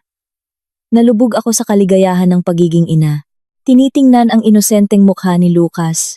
Lahat ng sakit at pagtataksil na dinanas ko ay nawala na lang. Ang aking buhay, alam ko, ay puno na ngayon ng pag-asa. Hindi ko inaasahan na sa araw ng pagdiriwang ng unang buwan ni Lucas, maagang mapapalaya si Belen mula sa bilangguan. At ang unang ginawa niya ay hanapin ako. Sa araw na ipinagdiwang namin ang unang buwan ni Lucas, nag-host ang aking mga magulang ng isang maliit na salo-salo sa bahay kasama ang ilang malalapit na kaibigan at kamag-anak. Lahat ay nagkumpulan sa paligid ni Lucas. Pinupuri kung gaano siya ka-cute at binabati siya ng isang mahaba at malusog na buhay. Tiningnan ko ang mainit at masayang eksena. Puno ang aking puso. Ang kwento ni na Miguel at Belen ay parang isang malayong bangungot na lamang. Ngunit habang patapos na ang party, tumunog ang doorbell. Pumunta ang aking ina para buksan ito at napasinghap. Anong ginagawa mo dito? Nanlumo ang aking puso. Naglakad ako papunta sa pinto at nakita si Belen na nakatayo doon. Nakasuot siya ng luma at gastadong damit. Magulo ang kanyang buhok at maputla ang kanyang mukha. Tila mas tumanda siya ng ilang taon. Isang anino ng kanyang dating sarili. Nakatutok ang kanyang mga mata kay Lucas na nasa aking mga bisig. Ang kanyang ekspresyon ay isang masakit na halo ng pananabik, pagkakasala, at isang kasakiman na hindi ko maintindihan. Naparito ako para makita ang aking apo. Sabi ni Belen. Ang kanyang boses ay paos, habang sinusubukang pumasok. Siya ay laman at dugo ng aming pamilya. May karapatan akong makita siya. Mabilis siyang hinarangan ng aking ama. Galit na galit ang kanyang mukha. Belen, ang kapal ng mukha mong magpakita dito. Naging sanhi ka ng pagkawala ng 3 anak ni Sofia. At ngayon gusto mong hawakan si Lucas? Umalis ka dito bago kami tumawag ng pulis. Hindi ko siya sasaktan. Sigaw ni Belen. Alam kong nagkamali ako. Inisip ko ito araw-araw sa bilangguan. Gusto kong bumawi kay Sofia. Gusto ko lang makita ang aking apo. Isang tingin lang. At pagkatapos ay aalis na ako. Nagkumpulan ang aming mga bisita. Mas hinigpitan ko ang pagkakayakap kay Lucas at umatras. Belen, wala kang karapatang makita siya. Malamig kong sabi. Nang kinukuha mo ang aking mga anak sa akin, Naisip mo bang darating ang araw na ito? Si Lucas ay anak ko. Wala siyang kinalaman sa pamilya mo. Paano mo nasasabi iyan? May dugo siya ng aming pamilya. Sigaw niya. Sinusubukang lagpasan ng aking ama. Siya ang aking tanging apo. Kailangan ko siyang makita. Nanginginig sa galit ang aking ina. Belen, magkaroon ka naman ng kahihiyan. Ang pamilya mo ang nagkasala kay Sofia. At ngayon gusto mong angkinin ang kanyang anak? Hindi mangyayari. Umalis ka na ngayon. O tatawag kami ng pulis. Ngunit hindi nakinig si Belen. Nagsimula siyang humagulgol sa pinto. Gusto kong makita ang aking apo. Kung hindi ninyo ako hahayaang makita siya, maghihintay ako dito hanggang sa payagan ninyo. Nagulat si Lucas sa kanyang pagsigaw. At nagsimula siyang umiyak. Dahan-dahan ko siyang inugoy. Ang aking puso ay sumasakit para sa kanya. At lalong lumalim ang aking poot kay Belen. Tigilan mo na! Sigaw ko sa kanya. Tinatakot mo ang anak ko. Umalis ka na ngayon, o isusumpa ko. Tatawag ako sa kanila. Nang makitang umiiyak si Lucas, bahagyang tumahimik si Belen, ngunit ayaw pa ring umalis. Isang tingin lang. Aalis ako agad pagkatapos. Sofia, alam kong nagkamali ako. Luluhod ako at magmamakaawa para sa iyong kapatawaran at sa aking pagkabigla. Lumuhod siya sa pintuan at yumuko sa lupa. Sofia, patawad. Nagkamali ako. Pakiusap. Hayaan mo lang akong makita ang aking apo. Isang beses lang. Natigilan ang aming mga bisita. Ang ilan ay nagsimulang lumambot ang puso. Sofia, baka hayaan mo na lang siyang sumilip. Mukha siyang kaawa-awa. Tiningnan ko ang nakaluhod na babae. Ngunit wala akong naramdamang simpatiya. Ang kanyang kasalukuyang paghihirap ay direktang resulta ng kanyang sariling kalupitan. Nang pinahihirapan niya ako, nagpakita ba siya ng kahit katiting na awa? Hindi. Matatag kong sabi. Hindi ko papayagan ang aking anak na magkaroon ng anumang kontak sa taong nanakit sa kanyang tatlong nakatatandang kapatid. Belen, tumayo ka at umalis. O tatawag ako ng pulis ngayon din. Kinuha ko ang aking telepono at itinaas ito. Nang makitang seryoso ako, sa wakas ay tila naintindihan ni Belen. Dahan-dahan siyang tumayo. Tiningnan niya si Lucas sa aking mga bisig. Umaagos ang luha sa kanyang mukha. Sofia, alam ko talagang nagkamali ako. Pinagsisisihan ko ito araw-araw. Pinagsisisihan kong nakinig ako kay Miguel. Pinagsisisihan kong sinaktan kita. Pakiusap. Bigyan mo lang ako ng isa pang pagkakataon para bumawi sa iyo. Bumawi sa akin? Mapait akong tumawa. Paano? Maibabalik mo ba sa buhay ang aking tatlong hindi pa naisisilang na anak? Maaalis mo ba ang sakit na pinagdaanan ko? Belen, huwag mong sayangin ang iyong hininga. Hindi kita kailanman patatawarin. At hindi ko kailanman hahayaang makita mo si Lucas. Huwag ka nang babalik dito. Tapos na tayo. Bumukas ang bibig ni Belen para magsabi pa. Ngunit na-dial na ng aking ama ang 911 sa kanyang telepono.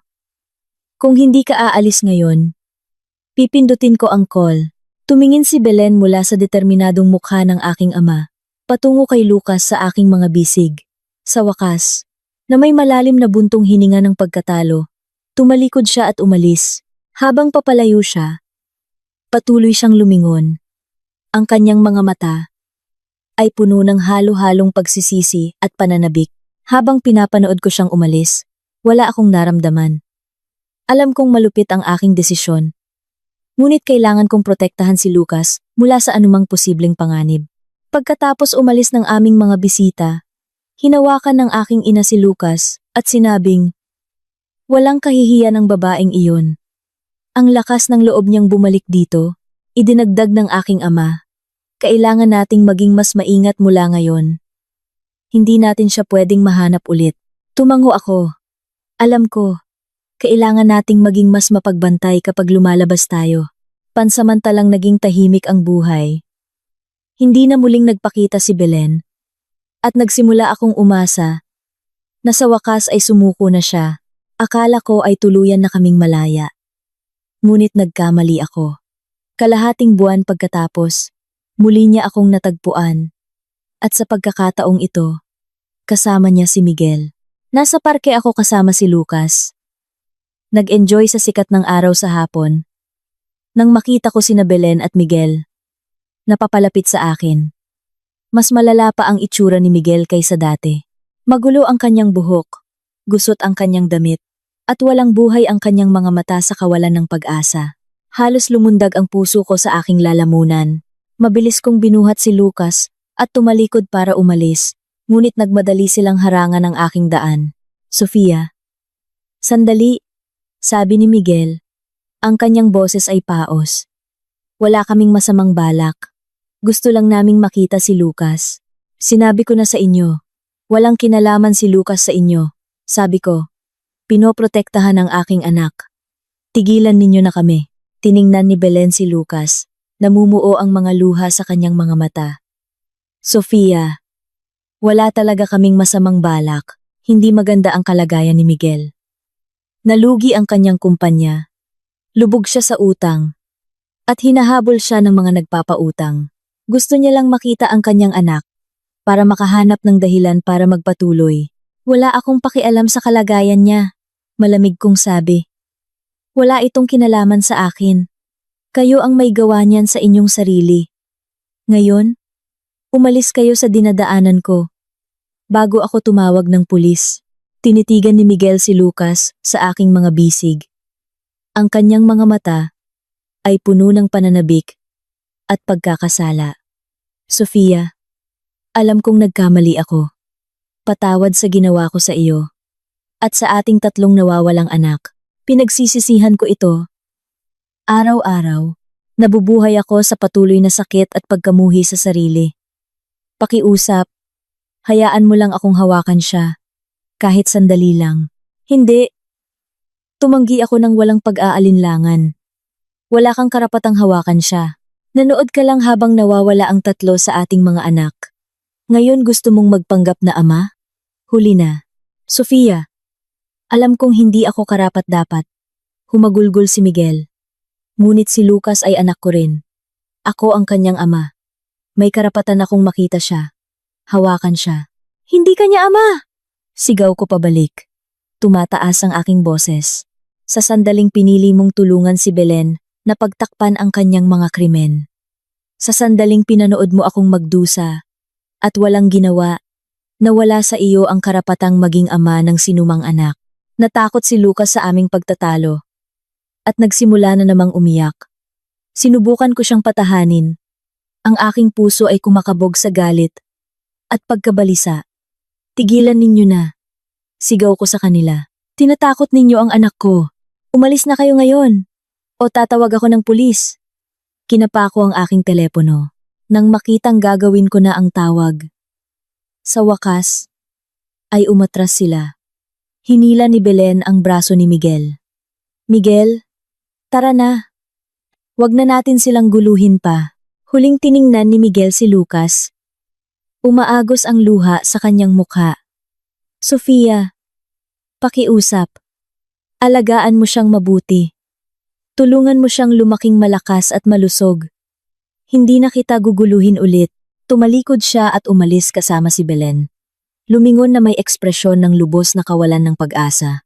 Habang pinapanood ko silang umalis, naramdaman ko ang isang kakaibang halo ng emosyon. Kinamumuhian ko sila.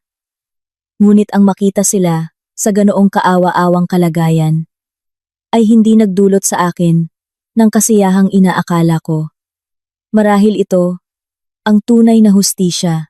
Nang sabihin ko sa aking mga magulang ang nangyari, galit na galit ang aking ina. Ang kapal ng mukha nila. Sa susunod, tatawag agad tayo ng pulis. Binalaan ako ng aking ama na maging mas maingat kapag lumalabas. Nangako akong gagawin ko. Tapat sa kanyang salita, hindi na muling nagpakita sina Miguel at Belen. Akala ko ay sa wakas, tunay na kaming malaya.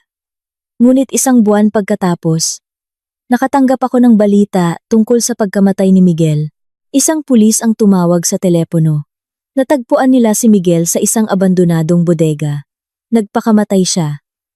Natagpuan nila ang aking contact information sa kanya at tumatawag para ipaalam sa akin. Natulala ako sa balita. Wala akong naramdamang pighati. Tanging isang kakaibang, hungkag na pakiramdam. Labis niya akong sinaktan. Ngunit siya pa rin ang biological na ama ni Lucas. Sinabi ng pulis na nag-iwan ng sulat si Miguel. Dito, isinulat niya ang tungkol sa kanyang malalim na pagsisisi sa lahat ng kanyang ginawa. Humingi siya ng tawad sa pananakit sa akin, sa aming tatlong nawawalang anak, at sa pagkabigo niyang maging isang mabuting asawa at ama. Sinabi niyang may utang siya sa akin, na hindi niya kailanman mababayaran sa buhay na ito. At kailangan niyang pagbayaran ito sa susunod. Hiniling niya sa akin na alagaan si Lucas ng mabuti. Palakihin siyang isang mabuti at responsableng tao. Hindi tulad niya. Pagkatapos ng tawag, mahigpit kong niyakap si Lucas. Lucas! Bulong ko. Wala na ang iyong ama. Marami siyang nagawang pagkakamali. Ngunit nabayaran na niya ito. Gusto lang ni Mama na lumaki kang isang masaya, malusog, mabait, at tapat na tao. Ang balita ng pagkamatay ni Miguel ay isang malaking dagok kay Belen. Mabilis na lumala ang kanyang kalusugan. Narinig kong bumalik siya sa kanyang probinsya. Namumuhay mag-isa sa kanyang mga huling araw. Nilalamon ng pagkakasala at tighati. Hindi na ako naghanap ng karagdagang impormasyon tungkol sa kanya. Ang kanyang kapalaran ay sa kanya na. Ang mundo ko ngayon ay umiikot kay Lucas. Ang aking mga magulang ang aking mga sandigan, at masaya ang aming maliit na pamilya.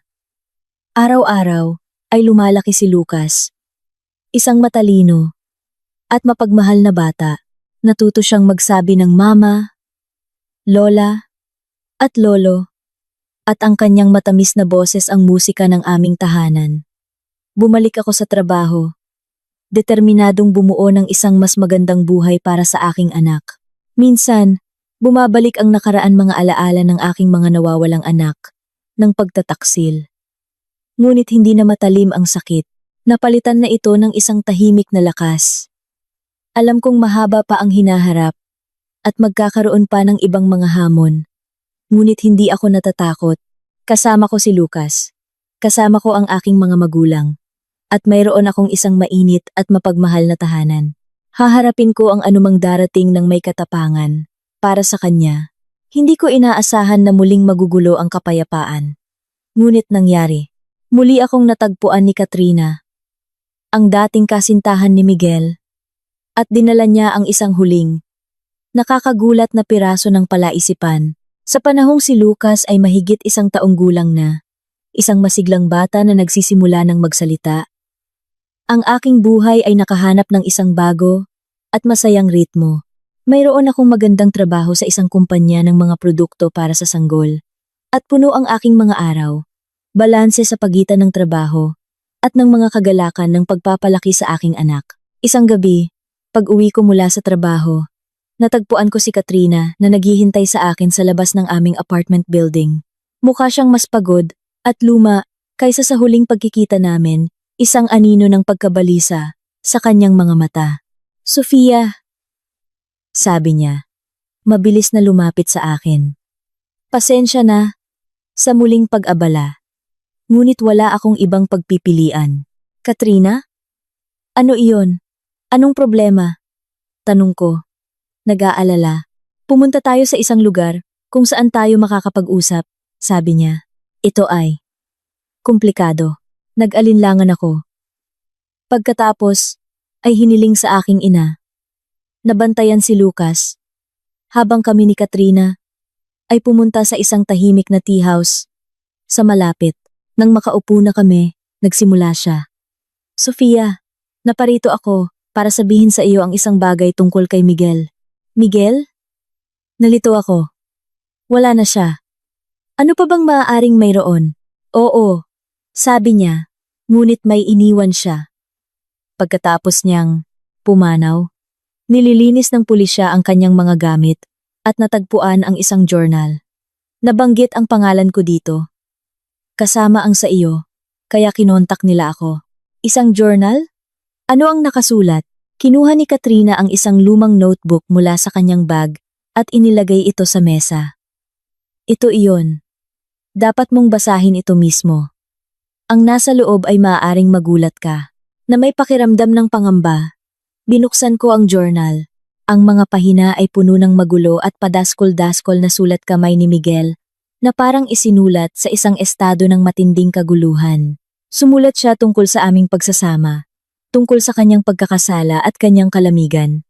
Isinulat niya na sa simula, gusto niyang bumuo ng isang magandang buhay kasama ako, ngunit ang kanyang ina, si Belen, ay hindi kailanman sumang-ayon sa akin. Patuloy niya akong pinupuna, lalo na sa hindi agad pagbubuntis. Isinulat niya na pagkatapos ng aking unang pagkalaglag, tunay siyang nasaktan at sinisi ang kanyang sarili sa hindi pag-aalaga sa akin ng maayos. Ngunit kinumbinsi siya ni Belen na kasalanan ko ito, na mahina ang aking katawan at hindi siya dapat mag-alala dahil maaari pa kaming magkaroon ng isa pa. Sinabi niyang hindi niya alam na nilalason ako ni Belen hanggang pagkatapos ng ikalawang pagkalaglag. Nang matuklasan niya ang ginagawa niya, hinarap niya ito. Sinabi sa kanya ng ina niya ang katotohanan na ginagawa niya ito para hiwalayan ko siya at pakasalan si Katrina. Galit na galit siya at nagbantang puputulin ang ugnayan sa kanya. Ngunit nagbanta itong magpapakamatay kung gagawin niya ito. Si Miguel, sa kanyang mga salita, ay isang masunuring anak at hindi kayang tiisin ang pag-iisip na mamatay ang kanyang ina. Kaya pinili niya ang katahimikan. Tinulungan niya itong itago ang katotohanan. Isinulat niya na ang panonood sa akin na magdusa pagkatapos ng bawat pagkawala ay napuno siya ng hindi matiis na pagkakasala. Gusto niyang umamin na wakasan ang pagsasama para protektahan ako, ngunit duwag siya. Takot siyang kamuhian ko siya at takot siyang tutuparin ng kanyang ina ang kanyang banta. Pagkatapos, muli siyang nakipag-ugnayan kay Katrina at ang kanyang pag-asa para sa isang ibang buhay ay muling nabuhay, na naging dahilan para mas maging kampante siya sa mga ginagawa ni Belen. Hindi niya inaasahan na tatanggihan siya ni Katrina at ibibigay sa akin ang ebidensya. Pagkatapos ng kaso sa korte, nasira ang kanyang negosyo, nasa kulungan ang kanyang ina, at lubog sa utang. Naramdaman niyang tapos na ang kanyang buhay, at pinili niyang wakasan ito. Sa pinakahuling bahagi ng journal, may isinulat siyang huling entry na para sa akin. Sofia, patawad. Sobra-sobra ang utang ko sa iyo. Alam kong walang halaga ng paumanhin ang makakabawi sa sakit na idinulot ko sa iyo. Nawala sa akin ang ating 3 anak, at nawala ka sa akin. Ito ang parusang nararapat sa akin. Pakiusap. Alagaan mo si Lucas ng mabuti. Hayaan mo siyang lumaking isang mabuting tao, hindi isang mahina, makasariling duwag na tulad ko. Kung may susunod na buhay, gugugulin ko ito sa pag-aayos ng mga bagay. Pagsasara ng journal, naramdaman ko ang isang komplikadong alon ng emosyon. Hindi ko alam ang buong kwento. Bagaman hindi maikakailang mahina at may kasalanan si Miguel, hindi siya isang walang pusong halimaw mula sa simula. Ang kanyang maling pakiramdam ng tungkulin sa pamilya at ang kanyang sariling kaduwagan ang nagdulot ng aming pinagsamang trahedya. Pinanood ako ni Katrina. Malambot ang kanyang ekspresyon. Sofia, alam kong mahirap itong tanggapin. Gusto kong makita mo ito para malaman mo. Pinagsisihan niya ito. Hindi niya sinasadyang saktan ka mula sa simula. Naipit lang siya. Salamat sa pagpapakita mo nito sa akin. Tahimik kong sabi. Sa totoo lang, matagal ko na siyang hindi kinamumuhian. Nabayaran na niya ang sukdulang halaga. May isa pa, sabi ni Katrina. Nag-aalinlangan. Malubha ang sakit ni Belen. Mayroon siyang terminal illness at nasa ospital. Wala siyang nag-aalaga. Nagpadala siya ng mensahe sa pamamagitan ng isang kakilala. Gusto kanyang makita sa huling pagkakataon. Gusto niyang humingi ng tawad at gusto niyang makita muli si Lucas. Nanlamig ang aking dugo. Gustong makita ako ni Belen? At si Lucas? Alam kong napakahirap hilingin. Mabilis na sabi ni Katrina. Kung ayaw mong pumunta, lubos kong naiintindihan. Kasi, nasa napakasamang kalagayan na siya, naisip ko. Marahil, dahil malapit na siyang mamatay, tahimik ako. Si Belen ang taong nagdulot ng pinakamalaking sakit sa aking buhay. Kinamumuhian ko siya sa pagkuha ng aking mga anak, sa pagsira ng aking pagsasama. Ngunit ngayon, Mamamatay na siya, mag-isa sa isang kama ng ospital. Naramdaman ko ang isang kislap ng hindi awa, ngunit isang bagay na malapit dito. Hindi ko siya hahayaang makita si Lucas. Sabi ko, matatag ang aking boses. Inosente si Lucas. Wala siyang magiging koneksyon sa taong nanakit sa kanyang pamilya. Tungkol naman sa pagbisita sa kanya, kailangan kong pag-isipan. Siyempre, sabi ni Katrina, tumatango. Take your time. Binigyan niya ako ng isang piraso ng papel na may address ng ospital at isang contact number. Kung magpasya kang pumunta, tawagan mo ako. Sasamahan kita. Umuwi ako. At sinabi sa aking mga magulang. Mahigpit na tumutol ang aking ina. Sofia, wag na wag kang pupunta. Sinira ng babaeng iyon ang buhay mo. Nagsisisi lang siya ngayon dahil mamamatay na siya. Huli na, ang pagpunta doon ay magpapalungkot lang sa iyo. Sumang-ayon ang aking ama. Tama ang nanay mo. Buhay niya iyon. Mag-focus na lang tayo sa sarili nating pamilya. Alam kong tama sila, ngunit isang bahagi ng akin. Ang hindi makalimot. Isang halimaw si Belen.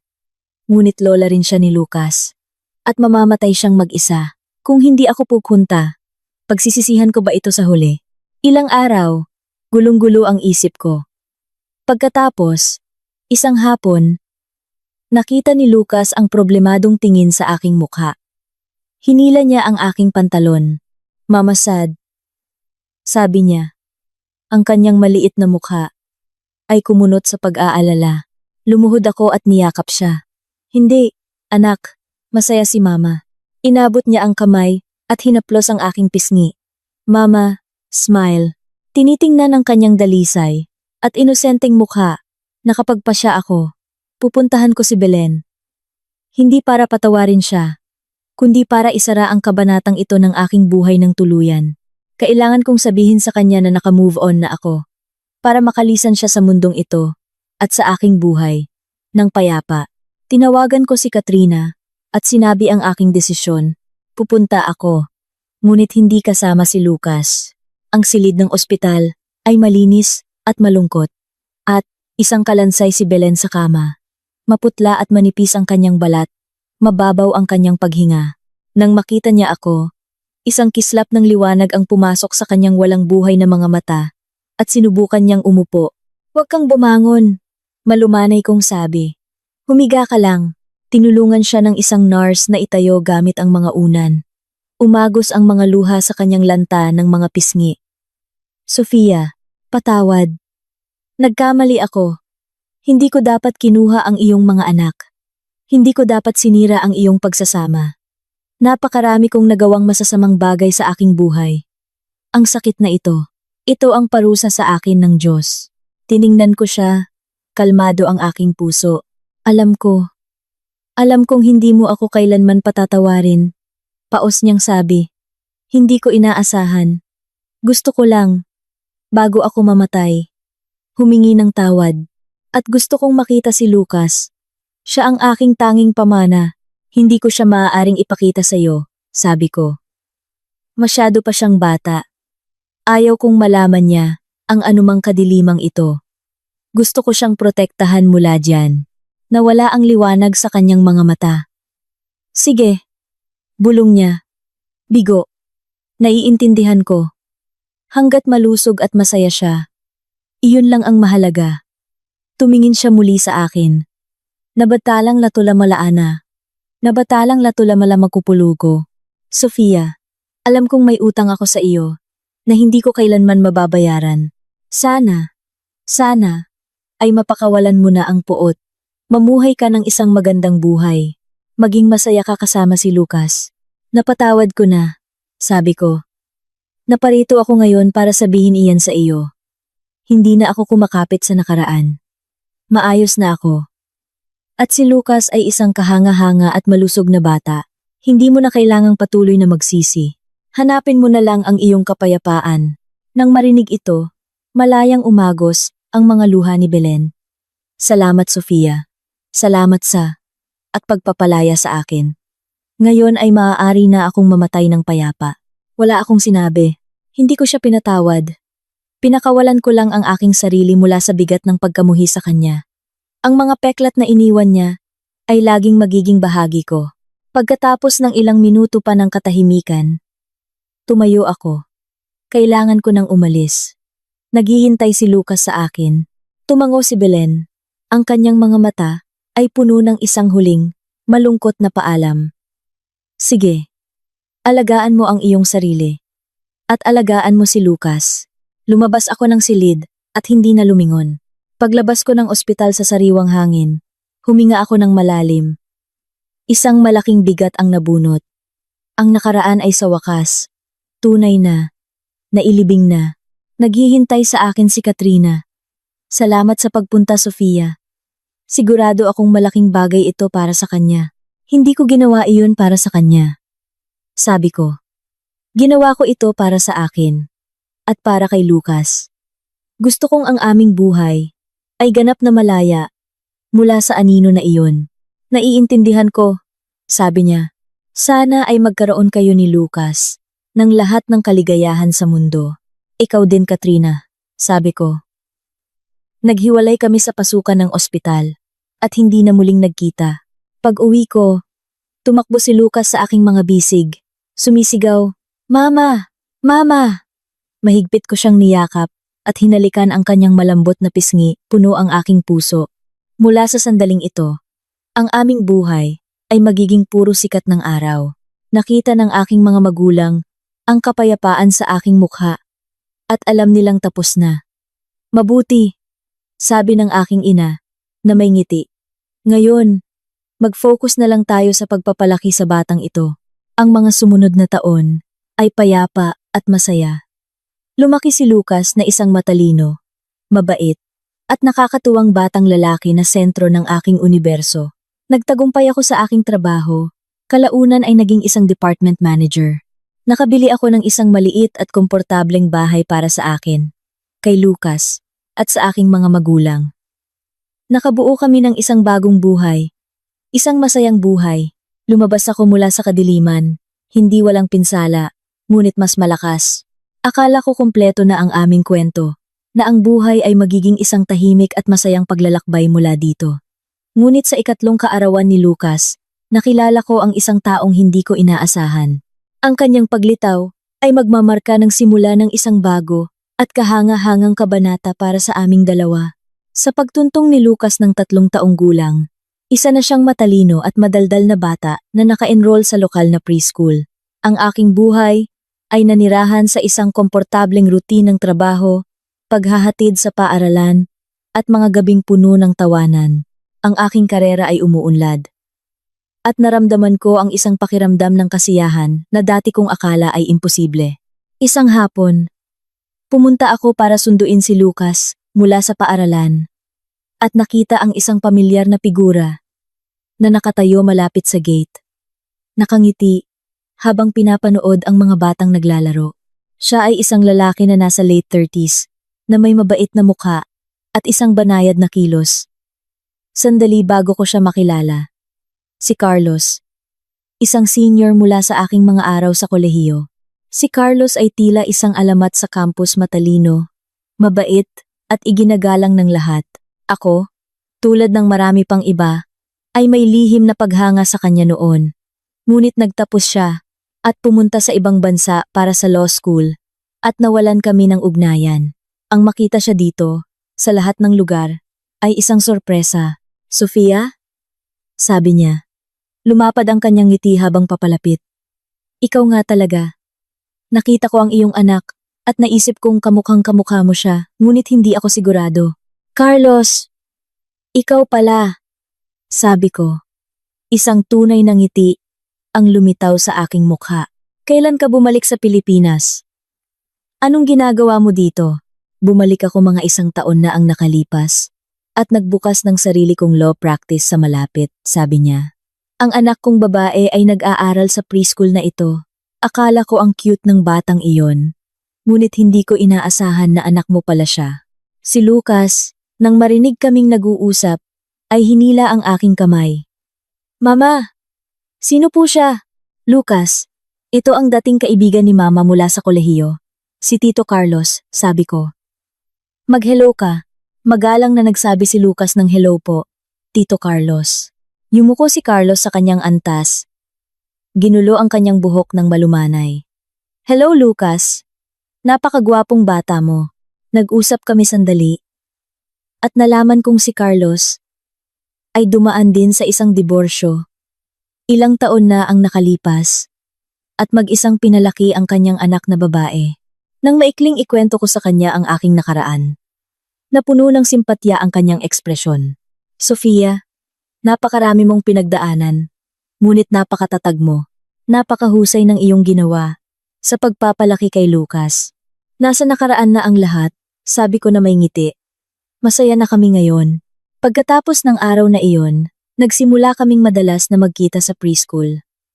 Sabay kaming umuuwi. Nagbabahagi ng mga kwento tungkol sa aming mga anak at sa mga hamon ng pagiging single parent. Si Carlos ay mabait, pasensyoso, at kahanga-hanga kay Lucas. Madalas siyang dinadalhan ng maliliit na pasalubong. Gustong-gusto siya ni Lucas, laging sumisigaw ng Tito Carlos, nang may kagalakan, kapag nakikita siya. Nakilala ng aking mga magulang si Carlos, at agad na humanga. Sofia, sabi sa akin ng aking ina isang gabi. Mukhang napakabuting tao ni Carlos. Napakabait niya sa'yo at kay Lucas. Bata ka pa. Dapat mong isaalang-alang ang pagbibigay ng isa pang pagkakataon sa kaligayahan. Nag-alinlangan ako. Ang aking pagsasama kay Miguel ay nag-iwan ng malalim na mga peklat. At hindi ako sigurado kung handa na akong magtiwala muli. Ang aking prioridad ay si Lucas. At ayaw kong magdala ng sinuman sa kanyang buhay na maaaring makagulo sa kanyang kaligayahan. Tila naramdaman ni Carlos ang aking mga pag-aalinlangan. Hindi niya ako kailanman pinilit. Nandoon lang siya, isang matatag at sumusuportang presensya. Kung natatagalan ako sa trabaho, susunduin niya si Lucas at hahayaang makipaglaro sa kanyang anak na babae hanggang sa makarating ako. Isang beses, nang may sakit ako at may trangkaso, nagdala siya ng gamot at groceries. Nagluto ng simpleng hapunan para sa amin. At binasahan si Lucas ng isang bedtime story habang pinapanood ko siyang kumikilos sa aking kusina. Napakagaling at mapagmalasakit. Naramdaman ko ang isang init na kumalat sa aking dibdib na matagal nang natutulog ng gabing iyon. Pagkatapos matulog ni Lucas, umupo si Carlos sa tabi ko. Sofia, sabi niya. Ang kanyang boses ay seryoso ngunit banayad. Alam kong nasaktan ka. At maingat ka sa mga relasyon. Ganoon din ako. Ngunit ang nararamdaman ko, para sa'yo, ay totoo.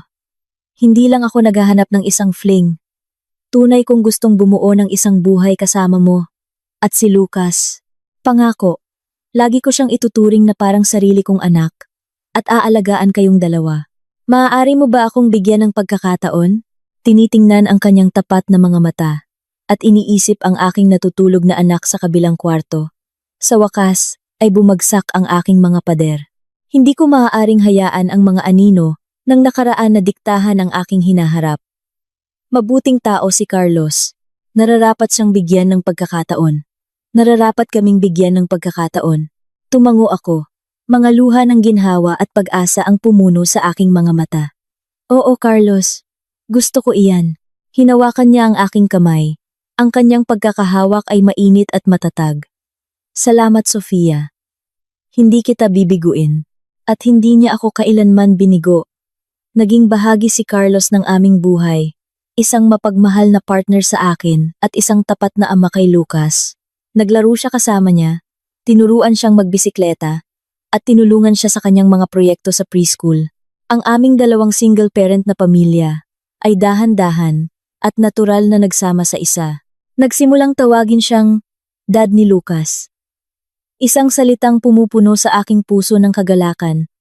Sa tuwing naririnig ko ito, isang taon pagkatapos, nag-propose si Carlos. Wala kaming malaking kasal. Isang intimate na seremonya lamang. Kasama ang aming pinakamalapit na pamilya at mga kaibigan.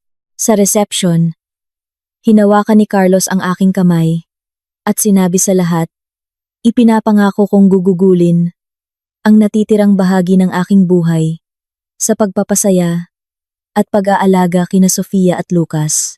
Si Lucas, na nakasuot ng isang maliit na suit, ay tumakbo at niyakap kaming dalawa. "Mama at Dad are getting married," sigaw niya. At nagpalakpakan ng buong silid. Ngayon, 5 taong gulang na si Lucas. Isa siyang masaya at kumpiyansang first grader. Ang law practice ni Carlos ay umuunlad, at ang aming pamilya ay puno ng pag-ibig at tawanan. Minsan, naiisip ko ang mga madidilim na taon, ang aking mga nawawalang anak, ang sakit, at pagtataksil. Ngunit ang mga alaala ay wala nang kapangyarihang saktan ako. Sila ay mga peklat na nagpapaalala sa akin kung gaano ako naging kalakas at kung gaano kahalaga ang kaligayahang mayroon ako ngayon. Nakuha ni na Miguel at Belen ang kapalaran na nararapat sa kanila. At ako, pagkatapos dumaan sa apoy, ay natagpuan ang aking sariling langit. Madalas sabihin sa akin ni Carlos, "Hayaan na natin ang nakaraan. Ang mahalaga ay ang ating kasalukuyan." At tama siya. Mayroon akong isang mapagmahal na asawa, isang kahangahangang anak, sumusuportang mga magulang, at isang buhay na itinayo ko mismo. Nasa akin na ang lahat ng gusto ko. Sa sino mang nakaharap sa katulad na kadiliman, gusto kong sabihin ito, huwag sumuko sa pag-asa. Huwag isara ang iyong puso. Maging matatag, maging matapang, at alamin na mayroon kang kapangyarihang lumabas mula sa mga anino at tungo sa sikat ng araw. Bawat mabuting kaluluwa ay nararapat na tratuhin ng may lambing, at ang mga sugat ng nakaraan ay sa huli ay magiging mga simbolo ng karangalan sa iyong paglalakbay tungo sa isang mas maliwanag na hinaharap. At kasama sina Carlos at Lucas sa aking tabi, alam kong napakaliwanag ng aking hinaharap.